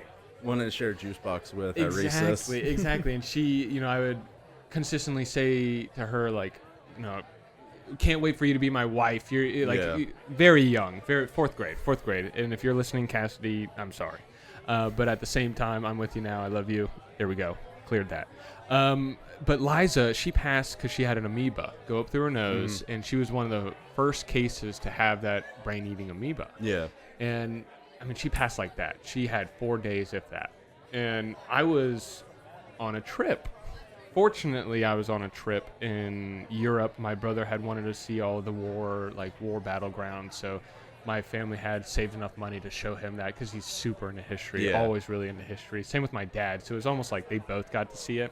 And my mom and I were just dragged along. And it's really my dad and brother, and then my mom and I. My dad and I obviously have a great connection, but obviously I'm my mom's child. Yeah. My brother's my dad's. And so they're very into history. Well, that's when she passed. And the whole time, right when we left, and we were there for, I think, a week and a half to 2 weeks, that whole time my parents knew, and they didn't tell me. And found out that she had passed right when I got back, because literally we got off the plane and went to her wake. And so we, that type of death early on, you're not supposed to understand that. Yeah. You're not supposed to know, well, where is she now? You know, at a young age, it is so hard to understand. Grasp the concept. Yes. So when this individual passed, I remember, and I'm like 9th, 10th grade. I'm older, and I remember going like it is we're in such a small piece of life, yet how much that impacts me is incredible. Like all these people are dying left and right today, and it doesn't impact me as much as somebody who knows me, obviously. But this wasn't a guy that I had known well. This wasn't a guy I had. He just sat next to me in class. He was in the grade above me. Yeah. And so I was really trying to like get myself going, because I was like what the fuck? Why would it? To me, it's so hard to understand, and you can't understand until you're there, and you can't understand until you've seen or you've been in that situation where you think that is the only right path to go. And I mean, it's just so hard to understand that, again, at such a young age. But this wasn't the first person that year that I had known that to die, and I mean it wasn't even the 2nd, 3rd, 4th, or 5th. Like there were so many that year, so I felt like I need to change something up. I need to do something. And for me, I remember going to my haircut stylist, Linda, and I say haircut stylist because my hair is part of my personality. I have a stylist too. Shout out, Mandy. Let's go, Mandy. But Linda, she's done my hair. She did my first ever haircut. And I had cheated on her once in college, and I never would do it again because a guy gave me a fade, and I asked for him not to. And if no one here or listening knows how my hair is, I like to have it up and poofy everywhere. There we go. Yep. But so she was just kind of like, she heard about it, and she was telling me, and she noticed I was really upset, like weirdly upset. And I don't even know why I was that I mean, I know why I was that upset, but I should have been able to get over it. And so she was like, let's just do something fun. Let's do something different. So she dyed my hair blonde. And I remember going like, what the hell? Like, I don't want this. Like, people are going to be like making fun of me, laughing at me, something. Yeah. And, I went to school the next day, and I would say maybe half people noticed, and then the other half noticed it, a week or two later. Yeah. They're like, what did you do with your hair? But now it's like everybody knows me with blonde highlights or blonde hair or something.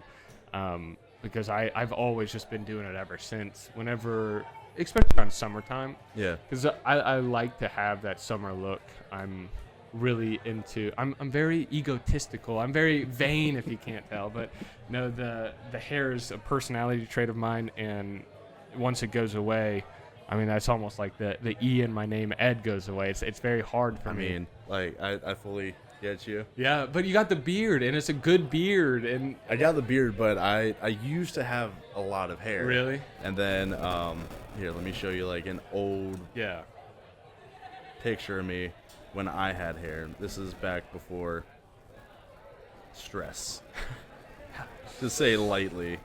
But I mean, I sort of do not the same thing, but like anytime I have like an important milestone in my life, I end up getting a tattoo with it. Yeah. Like my first wave, I got like emotional milestone. Yeah. Like my first big relationship broke up with me, and I got the wave tattoo. Then I dropped out of college. Yeah. Got my Assassin's Creed tattoo. Best one. I haven't seen the wave yet. Oh, where is it? Right here.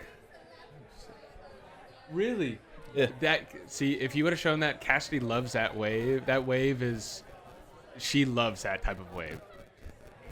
Really? Yeah. Wow. I used to have that much hair. He just showed me a picture with his hair all the way down to his knees. No, not really. It was a good head of hair. I was Rapunzel.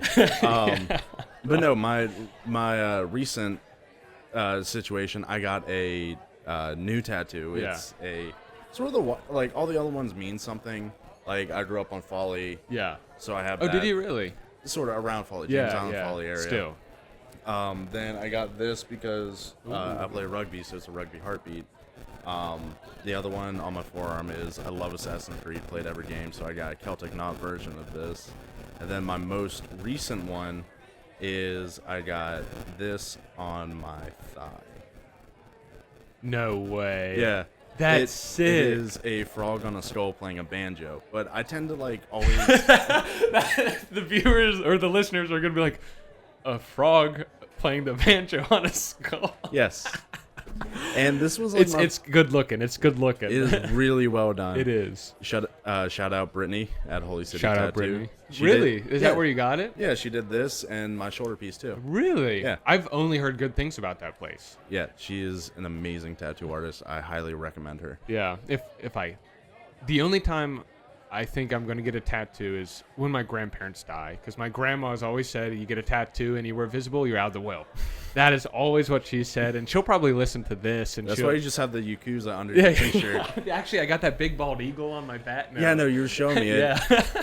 Snatching a fish. But I think my tattoo that I'll get is once Reef dies. Reef is my cat.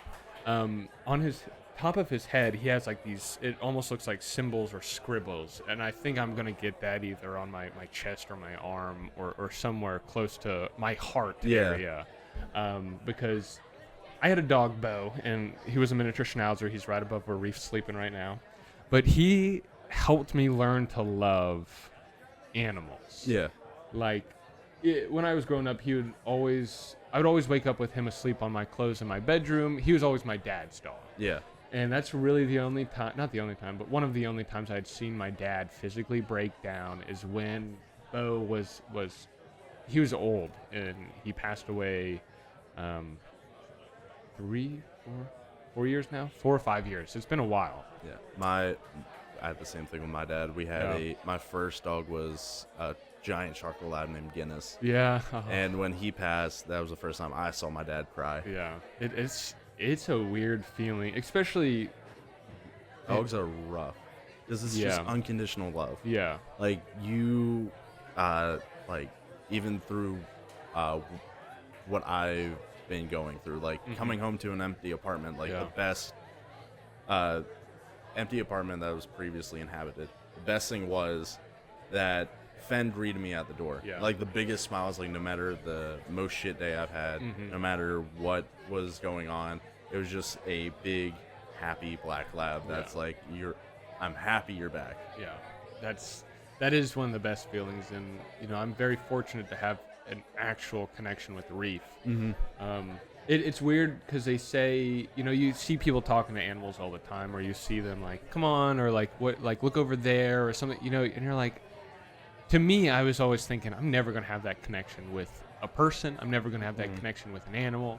Bo helped me understand animals, and that's where Reef came in. And I mean, I almost feel like Reef is a part of me, and it's so weird because every single time I come home, he's there on me. He's so excited to see me, always rubbing against me, jumping on me. He'll ask for walks.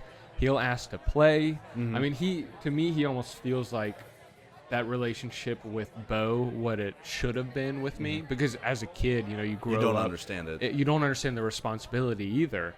And understand the responsibility with Reef and understanding, how much his food costs, how he has to get shots, how he, he eats one little thing and he gets super sick. Same thing with dogs. I never liked cats. I liked ocelots because ocelots were my favorite animals ever, but I liked them because there weren't too many ocelots. Ocelots are cute as hell when you look at them, and they're very sneaky. They're almost like that puma, but they're more noticeable. They're very sneaky, and with Reef almost looking like an ocelot, definitely helps me like him a little bit more. But he just helps me figure out how to understand animals more, because I feel like I can talk to him. Back to what I was saying about how people are talking to him. He'll meow at me and I'll be like, oh, that's exactly what you need, or that's what you want, because a lot of the times he will not go to the bathroom without me there, or without Cassidy there or somebody, but he'll meow at us or he'll say something and we'll understand and we'll go back there. With Bo, unfortunately, I never had that. But my dad did. You know, like my dad would easily like talk to Bo and Bo would listen to him. When my dad would go to work, he basically was my dad's mascot. My dad's business's mascot, and just, again, help me understand what a connection with an animal should be, and understanding a connection in general, because a cat relationship is not like a dog's. No. You have to earn its love for it to love you, yet it still feels like I'm almost his servant in a way, but I feel like we've gone past that stage into a way that... cats have domesticated themselves to evolve with people. While wolves were basically like, oh, I wonder where this human has food. Fuck, I'm in a collar. yeah. And then cats were just like, I'm going to come over here and act cute and get food. And I've never had a instance where Reef has like hurt me or anything, but he won't play with Cassidy. When I say play, I mean like roughhouse, where I'll have to put on a sweater on my arm, and he'll see the sweater and he'll be ready. His tail's wagging, like it's almost like a dog. Time. Yes, and he'll get ready and he'll do his little butt wiggle and then charge and literally attack my sleeve, and I can pick him up and walk around, and he's holding on to it. It's almost like the sleeve that you see the dog bite German shepherds coming at you with, and it's like one of those. I got to walk around with the Reef, but I'll like pretend he's flying, and he loves it. I mean, you can tell he loves it because his tail is straight up the whole time, and he's also purring while he's attacking. There's so many different things, but I had never thought I'd like a cat ever until Bo, and I think from here on out with all my animals, it's going to be the same thing. I'm not going to like them, and I'm not saying that I didn't like or love Bo enough, but he helped me understand what type of love to bring to the table, and to almost let Reef or let any of your animals know that you're trying your best, and they're very fortunate. You know, you see so many times all these dogs being put down or these cats being run over because they're stray, or, you know, it's so sad for me to see that. And so I always like to tell Reef, you're very fortunate. You're because they'll listen to you and they understand. Animals will understand your emotion and your behavior of how you perceive. I always tell my dog he's adopted. Really? like Fen is like a big goofball that will, like, he has never been taught like anything mean or anything. Yeah. So he just loves everyone and everything. So like I mess with him and like we're joking around or everything. He does something like his giant tail knocks the cup over. I'm like, Ben, you're fucking adopted. Somebody's got to tell him at some point. I keep trying to break the news to him, but I like where the funny thing is like where he was born, because my parents' neighbor does he like breeds out dogs. Yeah, really. So Fen has seen his mom every day. Aw, that's so sweet. But when I went to go pick him up, there was like the whole big litter, and I saw like the chunkiest one back there that was just like busting through everyone. Like not meanly busting through, just like it's his body. That's what he's doing in his own world. I'm like, that is my dog. that is my. I love how that works out, dude. That's you know, pet love is a whole different type of love, and my Cassidy. And this is going to sound nuts, and it is completely nuts, but she has this person named Brenda. Brenda is an animal shrink, can talk to animals, and when I'm saying this for the listeners, I am rolling my eyes. Yes. She takes after Doolittle, and she's weirdly good at it. So she used to have these conversations with Reef, and apparently how they communicate. And you do have to pay for her services, and yes, she only. How much? It's like for $15, it's like okay, that's not $50. But like 15 minutes, excuse me. For 15 minutes, it's $50, and 30 minutes, I think it's like 70, 80, something around there. That's not bad. I'm curious. Yes. So when I first was a part of it, I was like, this girl's crazy. Like, she doesn't know what she's talking about. And then all of a sudden she starts saying, you know, the type of food Reef eats, the type of time he wakes up, exactly at the time, you know, what shape his bed is, what color it is, how it feels and everything. And there's a lot of things that she should not have known. Yeah. That she was like, what is this? Like, before I had moved in, or before Cassidy moved in with me and Reef was at an apartment, she was like, there's a guy that comes over and he gets on the ground and plays. And I was like, first off, I was like, Cassidy, who the fuck is this guy? and then it was like, oh, wait, I'm the guy who gets on the ground. And that's, you know, he used to only know me as the guy that would play with me, the guy that would play with me. And, you know, she could describe me perfectly. And I know, like, I'm on Cassie's Facebook, Instagram, she could have looked at easily. But the way that she was describing, you know, our habits or Reef's habits, it's like weird, like his poop times when he would go to the bathroom. And we're like, why do you know this? Like, this is, and she was like, well, because he's visually showing me. Like, this is when I do it. You know, when the sun is up a little bit at that time, I like to go over here and sleep, or I like to go outside and play. And it's like, just go home and look for hidden cameras. Yeah, exactly. and it was so creepy because she can do it. She does it over the phone, and it's like, how do you do that? Like, we were in Chicago one time when she had a phone call, and Reef was here, and somehow she could connect and talk with him. And I'm like, how? I am now more curious. I have some of the recordings. I'll share it with you. But what she says is so interesting, and she is very good. She can talk to any animal, apparently, because Cassidy has a horse, and she talks to her horse too. And I mean, I'm still on the edge about it, but I used to not believe it at all. I used to be like 1% believe. Now I'm probably up to 90%. There was this like up in Ohio where my grandma lives. There's this one. I forget her name, but she was like a chiropractor, but also had shrink. Yeah. But she was a person shrink. Really? Oh, wow. Like, it was strange because I went there because I did football and wrestling, so I wanted to get my back readjusted. Yeah. So I I got that, but she also does like readings and stuff. And she is like sitting down doing a reading. My mom is there, my sister's there, and she's saying like how she's like, I'm seeing something red. I'm seeing like, and names the motorcycle that I wanted exactly. A motorcycle I've never told anyone because my mom was like, motorcycle, death machine. Yep. And how that I wanted to grow up and have tattoos. Like she has said it, or like name stuff that I know I haven't posted anywhere or said anything to anyone about.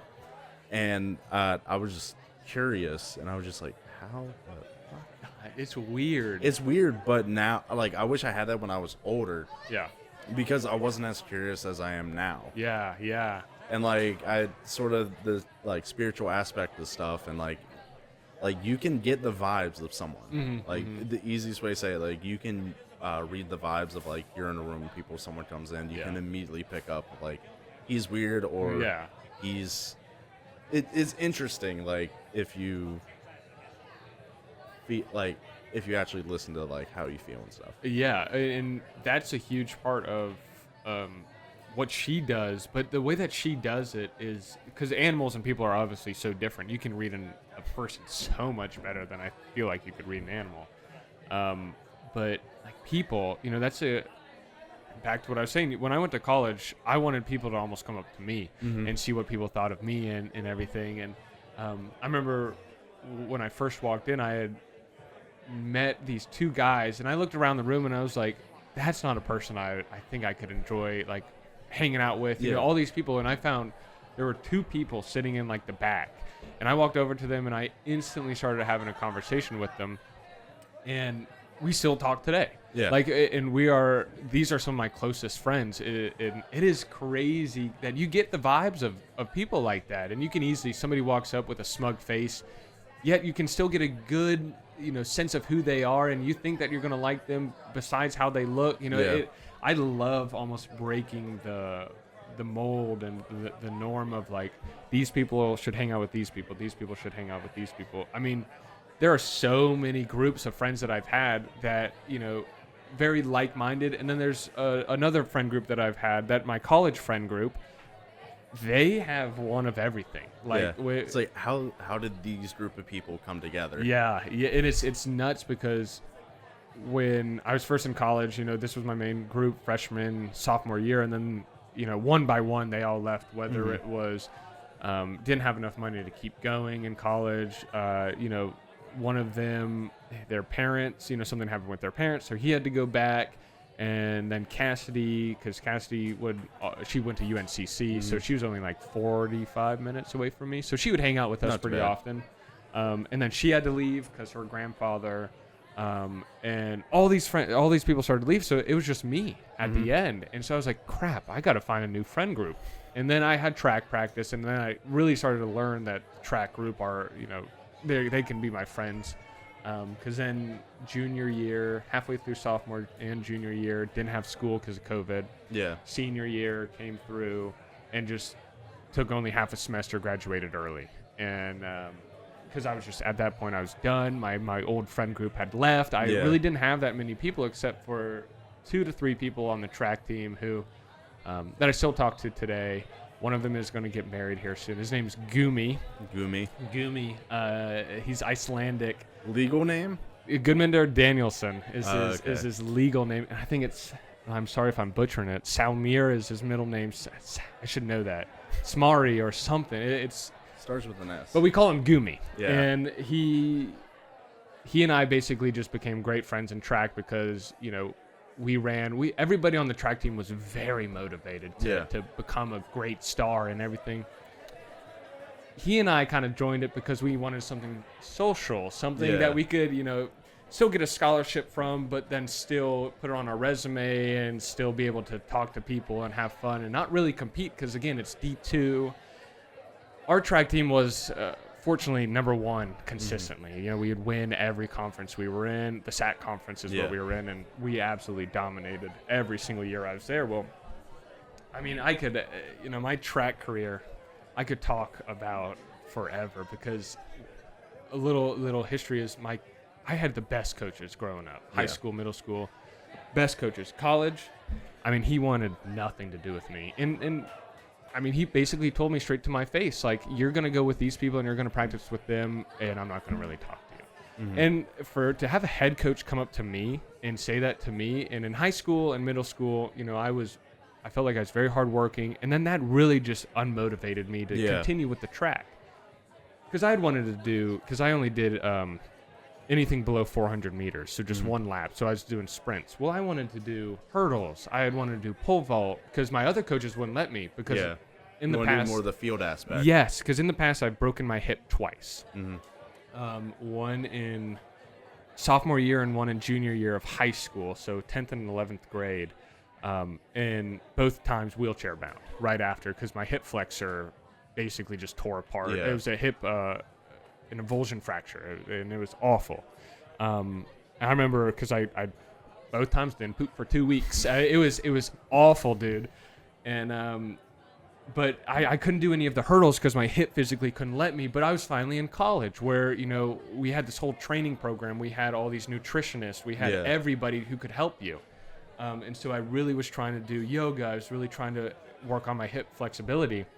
And the first time I did hurdles, I just felt my hip just kind of feel like it was popping. And I told his name, it was Coach Varenkamp, my college coach. Coach Varenkamp, my hip is really hurting. And he just looked at me and goes, God fucking damn it, Ed. Like, just don't even show up to practice. And it's kind of like, when he says that shit to me, I'm just kind of like, I don't even, not even going to bother. You think if it's worth it. Exactly. Yeah. Exactly. And that's a lot of what was going on. And, a lot of people backed me up because it got to a point where, I mean, I probably should have said something. I probably should have. This is where a lot of my backbone comes from because he tore me down. He not one positive thing was ever said to me. When we lifted, when we were racing, when we were running, not one thing. And I remember my first conference I did, I scored a point. Yeah. And that was huge for me because it was in a 4x1. And I turned the wrong direction because what we were trying to do is we were just trying to pass the baton because we just had to finish to score. That was all we had to do. Like, it was easy. So I was making sure we passed it because two people had dropped it in the same handoff we had done. So I was like, we can't fuck up. And it was this kid named Stephen Crotty.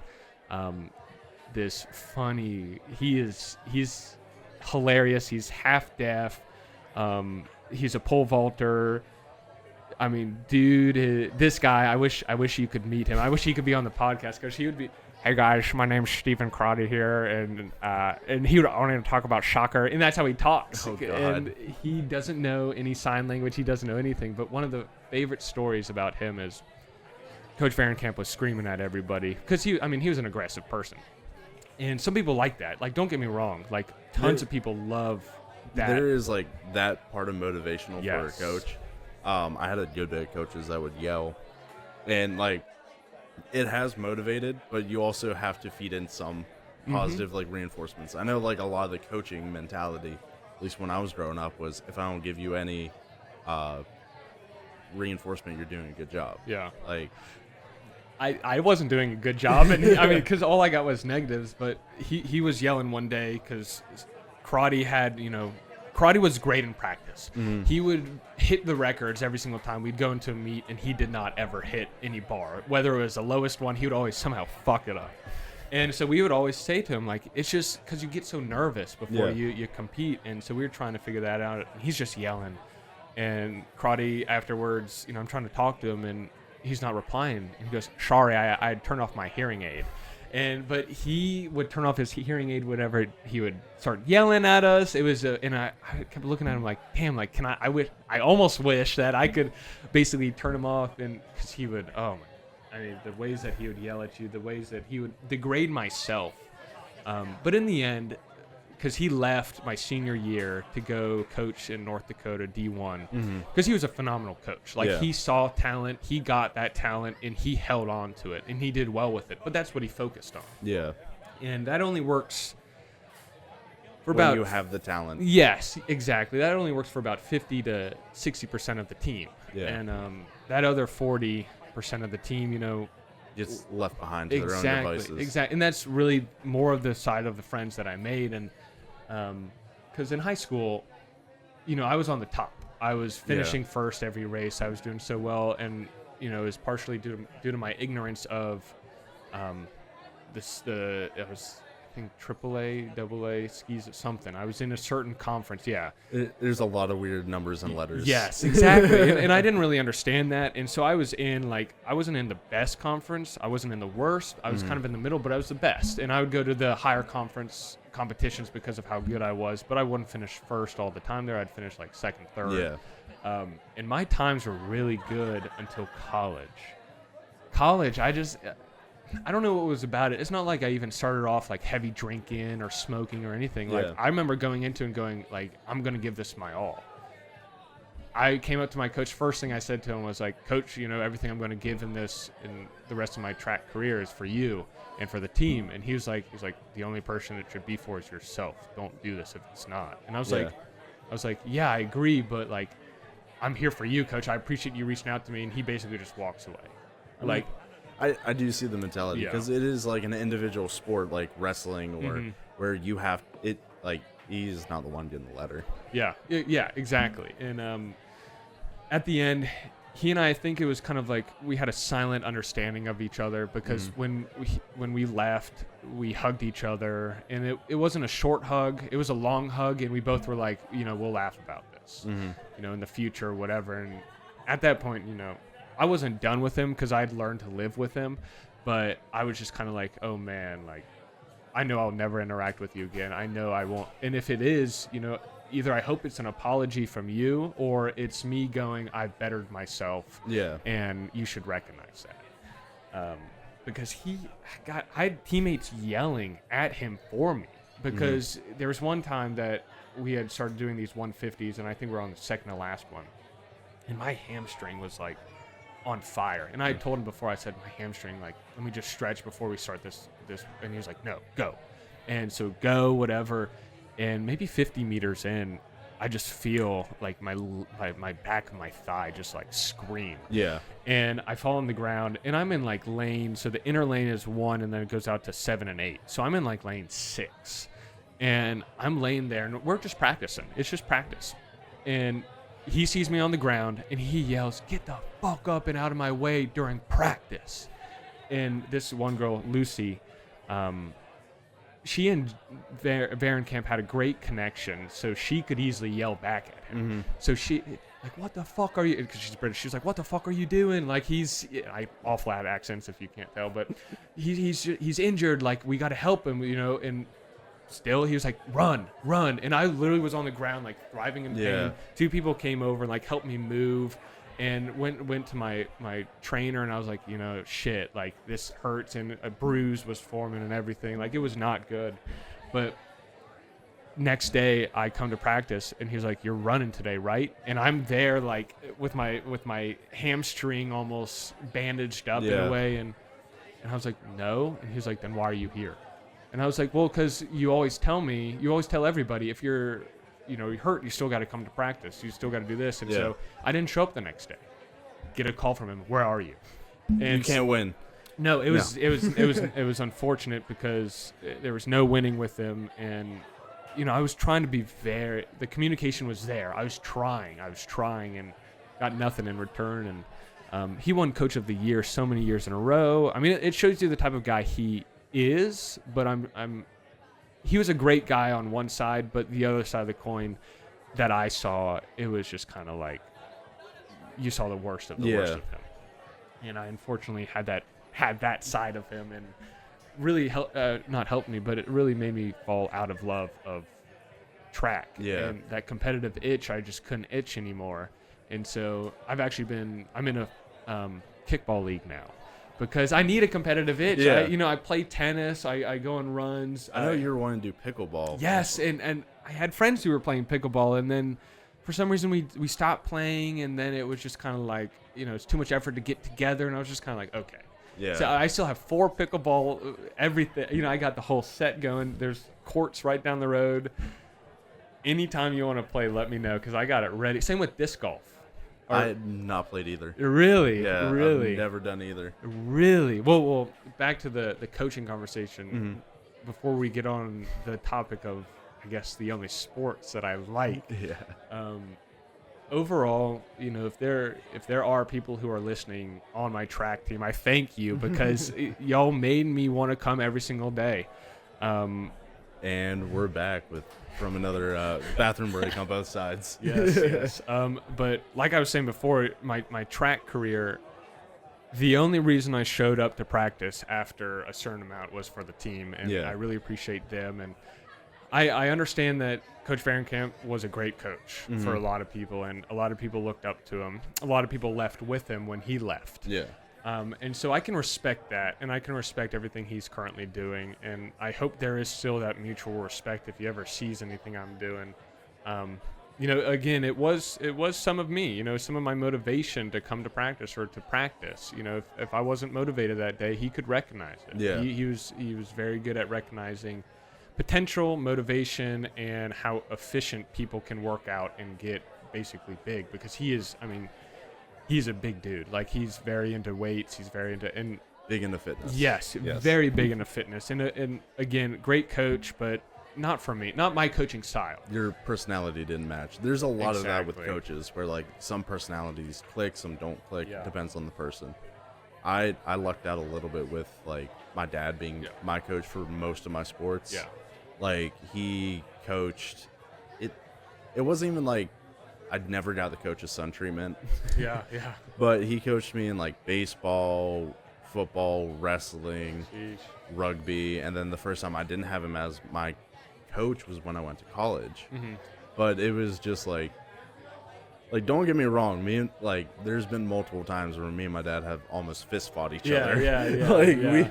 We have two likewise personalities that butt heads a lot. Oh yeah. And it was we both have mellowed out in our years. Yeah. He was a hot-headed adult, I was a hot-headed teenager. Yeah. I was a tad bit of a shithead that... But teenager? Yes. Exactly. But now I'm still a shithead, but I know how to, like, joke. I was too... Like, how most kids will hit you right where it hurts. Yeah. Like, the famous John Mulaney line is like, oh, he got feminine hips. They'll hit you right where it hurts. Yeah. That's one of my... When I was listening to your podcast, one of the funny things, with your dad was... when you were saying that you would, like, storm off the team or you wanted to quit or something, he was just like, go ahead. Yeah. Go ahead. Like, fucking leave. Yes, exactly. I'll see you at home. And that's what you did. You dropped off your gear because, like he said, it was his gear. Yeah. It was his team. Like, you dropped that all off and you just went right home. And I still remember, that was football. Yeah. That was... He is the most supportive, but he also won't feed into bullshit. Yeah. Like, he won't, like, good. He won't prop you up and be like, oh, you are amazing when you're not. Yeah. He'll be like, all right, you don't want to leave? Get the fuck off my team. You're not wasting my time and the team's time. Like, and that's when I was training for tennis, because back in the day, tennis was a huge thing for me, and I was thinking I was going to get into tennis instead of and then I got asked to do track, and then I moved. That's how I got into track. But tennis was before track, and I'd always kind of dabbled in it. And I had this great coach. His name was Orr Deckel. Interesting. And that sounds like a D&D name. It almost does. And I'm Orr Deckel. I have a quest. Dude, he definitely would. He was. It's so hard to explain the type of guy who he was, but. He was not living in a great situation still, but he would come every day to practice with a smile and try to help people, and very good, but at the same time, with those good players or the players that reached that certain level, he would be a hard ass on, and he was a hard ass for me because I was at that certain level where I wasn't, I was playing in tournaments, I wasn't doing well, I wasn't doing bad, I was just in the confidence stage of gaining that confidence to be able to hit those shots. Yeah. Well, he was great at it. He was great at learning each person's individual, like, quirks in a way that, this person needs to be talked positively, and then if they do really good, then you need to, like, say you can do better. Or, there's so many different aspects, and he picked up on each person's personality. And that was one of my, if not my favorite coach to have, because of how well and how, not even with him coaching me, but how I saw him interact with others. Yeah.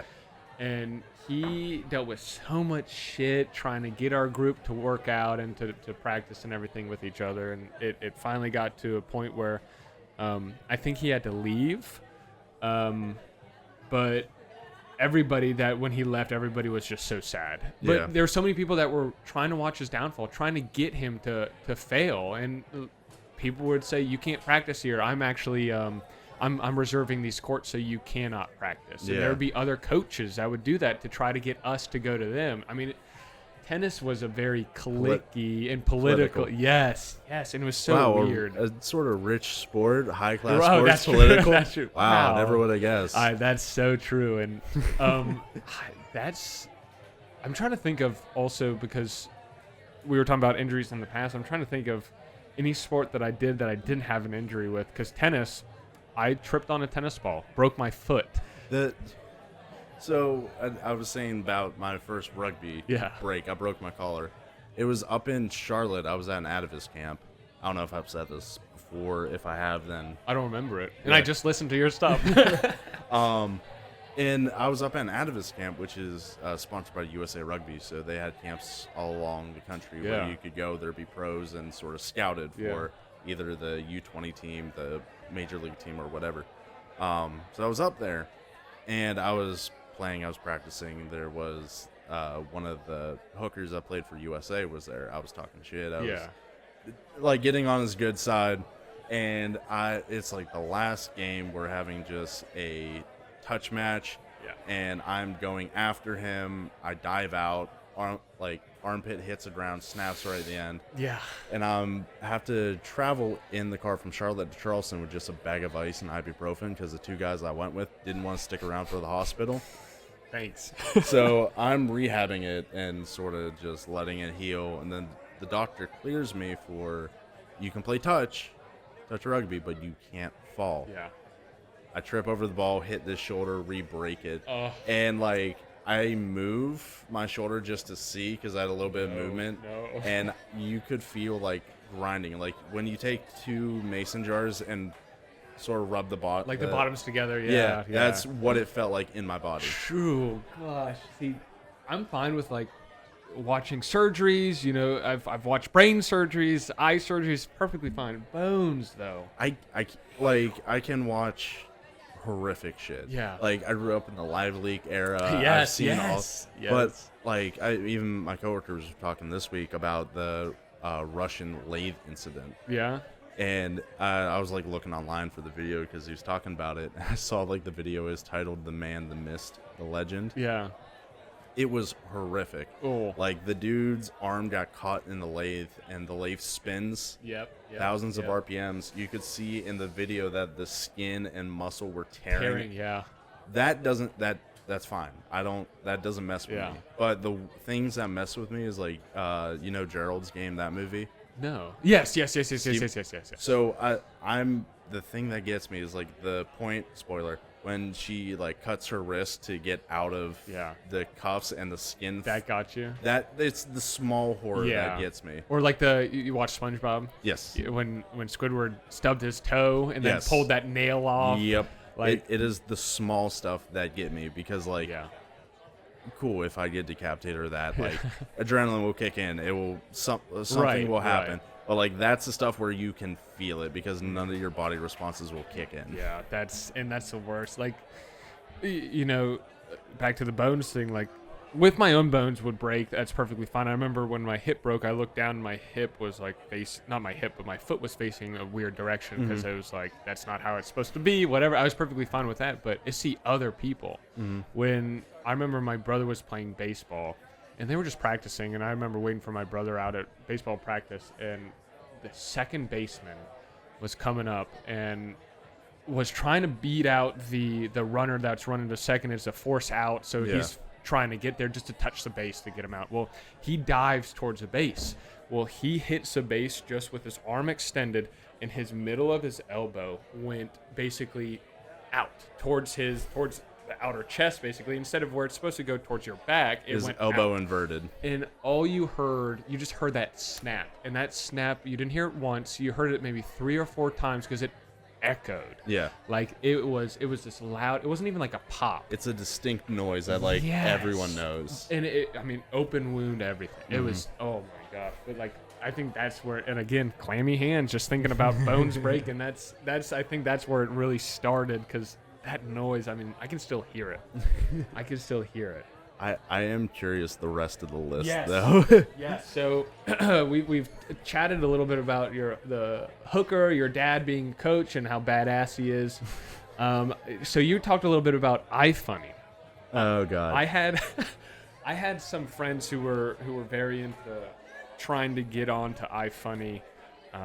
iFunny, as said by the great Joey Diaz, you can get your shoes shined, you can do your taxes, you can get your dick sucked in the same place. Yeah, I mean, it is the dark corner of the internet. And it used to be, and I loved how y'all were describing like the early stages of it, and then now how it used to be. Because early stages, you know, I was very big into anime and very big into like anime edits. So I downloaded iFunny specifically to watch anime edits, and I was like, this is sick, this is whatever. And then I remember like finding Rule 43 on iFunny and going, whoa, what is this? Rule 44. Rule 40, yeah. And I remember going, well, shit, like this is, and lower school me was like, whoa. Yeah. It is, iFunny is, like, me and Campbell did do Minecraft on it. Yeah, so that's right. Yeah, we had the like innocent aspect of it. There's a little group we always like did collaborations with. Like it was like what sort of got me into wanting to do content creation, because I watched YouTube for a while, and then it was this like subscribe feature that's pretty cool, and that it got my start, and then slowly faded with iFunny. I got older, I did the same thing I did with Pokemon when I was young. I'm like, oh, this is nerd stuff, I don't want it. Yeah. And then I was like, Minecraft's not cool anymore, I'm this age. And then I circle around, I'm like, I fucking like blocks. Yeah, my one of my best friends, Brian, just texted me today saying, if I opened up a Minecraft realm, would we start it again? And I was just like, yeah, it's the yearly time, like every year, annual. But the iFunny connection is, and I want to see if it is still up. I had these friends back in high school. The account was called Forgly, and it was this kid named Hayes and a kid named Sam, and it was Sam was a girl, or Sammy. She likes to be called Sam now, but her name's Sammy. Yeah. They started this Instagram. Yes, it's still here. Forgly. It was a lot bigger. They've lost a lot of followers, but I'm pretty sure they got up to like 70K at some time. Oh, I guess it's bought out by somebody else because it's switched now. Yeah, I topped out at like 300 followers. And I remember really wanting to be a part of it and everything, and we kept trying to be on it. Brian and I would, post ourselves on it. And I finally got into it, and I finally got to be a part of it. But it's that whole thing and like understanding that community. Mm-hmm. That's really fun. And another reason why I wanted to, like you said, get into content creation is, you saw all that stuff. People were reacting to what you were doing, reacting to what you were posting. And a lot of the time I wanted to post stuff that I thought was funny to see if other people thought it was funny. Yeah. And those were my favorite times to do that. And same thing with your podcast. You wouldn't edit this together. You wouldn't do it if you didn't like it. Yeah. And, same thing with y'all's iFunny thing.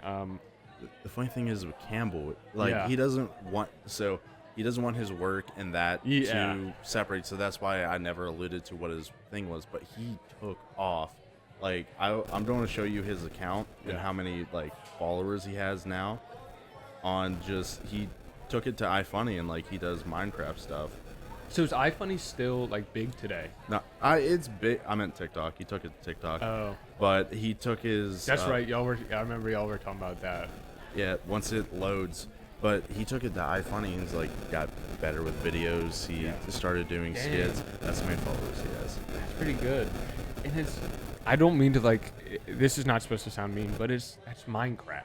Yeah. And Minecraft, I would say, is probably the top 5 best games of all time. Yes. Because it's versatile. Yes. I mean, my friend Jake and I have this conversation all the time, best video game all time. He has always said Minecraft. Because, architecture, you just look at architecture, boom, history, boom, math, you can do it, coding. There's also a giant, there's a political element in there too. Yeah. There is that one map of a whole bunch of text that could get banned. That is just the knowledge of library. That like, what is it? It's like something called something library. Is it like the World Library or something? I know exactly what you're talking about. Yeah. Because it's when that was posted, it was like, well, this country can get access to the books that they've never been able to read before, or this small city was finally able to read, like Lord of the Flies, because their city had taken out all the Lord of the Flies books, and they finally got to read it in that big almanac of whatever. It's crazy to me because Minecraft, 100,000 followers is what we had just seen, and how long has he been doing that? Like 2 years. So, but that is not a long time. No. In the grand scheme of things, for him to has he been on TikTok for 2 years, or was it iFunny? He started TikTok with a different name. Like he wants it separate, so the name that he used on iFunny is not what he used on TikTok, and he has tried to wipe he likes his anonymity. Yeah. So I understand that, and that's what I started to do.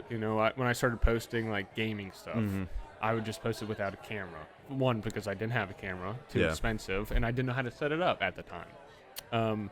But I liked having that. People didn't know who I was. People were just liking it because of they like you because of the content, not your exactly. And then now it's a norm to have your face. You have to be able to show off who you are. You're your own brand. And I hate social media too. I just hate doing it because I feel like I've been doing it all my life. I interned where I did some social media for this one company, and I hated it. Real quickly got out of that. Same thing with editing, like editing Premiere Pro. I don't have the patience for it, and there's the people who like to do that. Holy shit, y'all are great for you. Like that is so hard to get into, but once you get into it, you love it. Yeah. And you fall in love, and you dabble with it, and you don't even dabble, you become so proficient in it. It's incredible. And you're using OBS. You're going to use, what are you going to use to edit this? Adobe Audition. Perfect. So you have Creative Cloud. Yeah. So the Creative Cloud is honestly, in my opinion, one of the best ways to do it because it has Illustrator. It has Photoshop. It has, storytelling. You can do animate. Yes. Yeah. It also is like the community, not the industry standard. Yeah. Like a lot of that's the baseline. Whatever. You can get up to Final Cut Pro. You can get up to a whole bunch of other things. Yeah. But most of the industry standards is Adobe. Yeah. And a lot of so I worked a little bit on, Righteous Gemstones, the TV show. So I think I told you this a little bit, that I worked on their production a little bit. Well, I got to see in their editing, because there was a bird actually in the editing room, and so we had to catch the bird. But I got to see, what they were doing, and almost looks exactly like Premiere Pro. Yeah. It's incredible, and they say that you actually start with, they started with Final Cut. And they went from Final Cut to Premiere to whatever they use now, and I don't even know what I've heard it. We've talked about it in a few It is so similar to, and same with Sony Vegas. Yes. It is almost like what Sony Vegas should have been updated to, and it is. It's beautiful. You look at it; it's so organized, and they have their own keyboard with their own things on Shortcuts. it. Yes, exactly, and it's.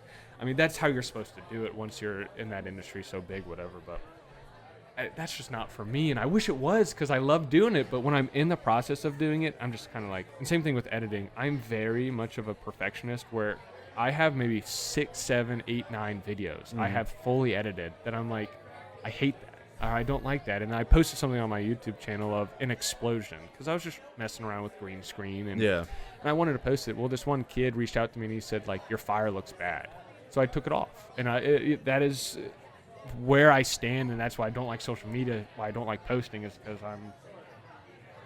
I don't like how I edit things and then produce it, because everything I want. Same thing with my shirts. You know, if the logo's off by a centimeter or half an inch, I'll see it and I'll cringe and I'll throw it away. And I'll waste that. And same thing, I should. And people tell me all the time, you should have posted those videos because you needed to post something. My opinion for content creation is I just throw it out there. If they like it, they like it. If they don't like it, what can I add from it? I can only do a little bit of like posting and the social media aspects for this. Yeah. That's why I try to at least have a backlog of videos to do. Be like, here, once I have time, this is what I have already. Yeah. And then from there, if I go back through, I can pull clips and audio bites and everything. I have like 3 audio bites I still have to edit, but I haven't had time to edit and post because I have to figure out the whole TikTok format of how to. Yeah. It's tough. It's tricky because. Just like I don't have videos, so I can't really show videos. So I have to figure out how to do graphic designs and animation by myself, and that takes a little bit of time. But it's interesting. I like. A lot of people, especially on the Creative Cloud side, use that Adobe stock. Yeah. Like Adobe videos. So I did a few what we're doing now, a podcast. I had to do a podcast. Well, I had to do one solo, and then I had to do one with a group. Well, the solo one was only like. You had to tell a story. You had to make up a story and tell a story. So it was like 10 minutes. Yeah. Well, I just went on Adobe Stock, and this is before AI, where you could just send it and say generate words, whatever. And I just kind of it was a story about a man who had been waiting for this girl forever, and she passed away before he could ever tell her his feelings, and he finds out later that life is worth living compared to what he had thought prior. And it was a very basic story, but I had to have visuals every 30 seconds to pop up with something new. And I was just sitting there like, what the hell? So I just, put the most random stuff in there. And a lot of people didn't even do it because they're like, it was so much effort. You have to crop it in Adobe. You have to do so many different things. And I know that. It's tough to try to visualize something from the audio aspect. Yeah. It's hard to translate that. That's why a lot of people now videotape their podcasts because they don't have anything to put a picture of. If they're talking about somebody, usually they just slap a picture of that person and that's it. I at least have a good background because I before this was the D&D podcast, so we didn't have a video or anything, so I had to get good at describing the scene and adding like all that stuff. So I have a little bit of where I can describe and try to visualize it for people while I'm talking. Yeah. But it's fun. I love editing. It's tedious. I love this because even though I lost my podcast room, like being able to set it up mobilely, it helps a lot because I can be like, okay, what am I working with? Oh, are we inside? Are we outside? I can adjust the settings. I can do whatever just to like try to get the best audio possible. Yeah. And I mean, not saying that your audio wasn't good in your videos, but I liked how everything's built up, and I'm excited to see what you do in the future. I'm excited what you see with what you do with this. But I also like when you post and you put like a clip of the video or something going on, and you add that in. That's how you're supposed to do it. Yeah. I see you as doing everything correctly, and seeing it as, damn, I wish I could do that too. But it's like, again, it's that portion of you liking something enough to keep doing it over and over again. And, it's very hard to find people passionate about certain things. And I'm glad to hear that you're getting into this. You're really liking it.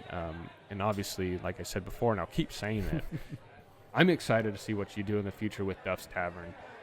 I enjoy your stickers. I enjoy, I haven't gotten a shirt because I can make shirts. Yeah. I don't buy my apparel from any store now except you for... have free use if you want to use one of my designs I for appreciate a shirt. that. You have free use. I appreciate that because I just... You and I are very similar-minded in a way that one of the things we both like to focus on is entertainment. Yes. And entertainment is... People perceive that as such a... Not a douchey culture, but the people who get into it. It's a lazy, like the artist thing is like, I don't want to work hard. I want to just do art and that. But like, I've always been a creative person. Yeah. Like I used to draw. I used to play music. I love like doing something creative. I love making stuff that people enjoy. Like I even from the episode with Campbell, I was talking about how I wanted to try stand-up comedy. Which I have jokes written, but I also have that like I want the jokes to be perfect. Yeah. So I haven't gone up and done it yet, unfortunately. You should. I have a friend who's same way. He has all these jokes ready. He just doesn't have a routine down, but whenever he goes through us, I mean, it hits every single time, whether it's a random group of people. You just gotta take that step and get up on that stage, say a few jokes, and if you fail at it, what's the worst? You can't go. You bomb. That's it. In my mind, where we are now, and this sounds so bad, but we can't go backwards in time. You can't go lower than you are right now, because it's so hard for me to try to explain, but the mentality of getting up there and doing it is you're taking a big step. Almost 70% of people don't. There's so many people that don't take that extra step. Plus, at our age, we can take big swings. Oh, yeah. Like, our age is like where we can risk stuff. Like, I want to move to this city and try this out, but hey, it doesn't work. Okay, cool. Fall back. And like it at like the age of 20, you should take big swings. Yeah. And the guy that plays Dwight in The Office, Rainn Wilson, yes. Yep. He actually hopped on a podcast and was talking about, his early failures, and it was just a few clips I had seen from the pod. It might have been. Was the guy brown-haired, sort of long, Ryan Holiday?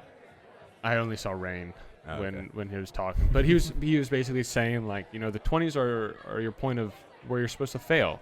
You're figuring out. 30s, same thing. 40s, you have an understanding of what you're doing, and 50s is really when you try to help those in the past. Yeah. And I really like how he said it is, your 20s again are, 20s are for failures. Yeah. Your 20s is right after you get out of almost like a trial period, and now you're trialing it again. You're trying it yourself. You're trying to understand. And there's so many people that I talk to today that are just kind of like afraid to fail, money based, and like not wanting to take that step. And it's, I started my own business. I thought about that, and I said, at the time I was 22. Might as well. I don't want to have somebody who's my boss. I don't like having a boss. I like telling people what to do. It was almost perfect for me. I was very into entrepreneurial stuff throughout my whole college career. I tried doing so many, Hey, I'm coming in at the end of the episode to say the last hour and a half of this got corrupted. I apologize, but we'll have Ed back on to finish our discussion. Links to Ed's social will be in the show description. You guys should go check it out. He does amazing work. Sorry for the inconvenience, and I hope you guys enjoyed this episode of Duff's Tavern. Have a good one.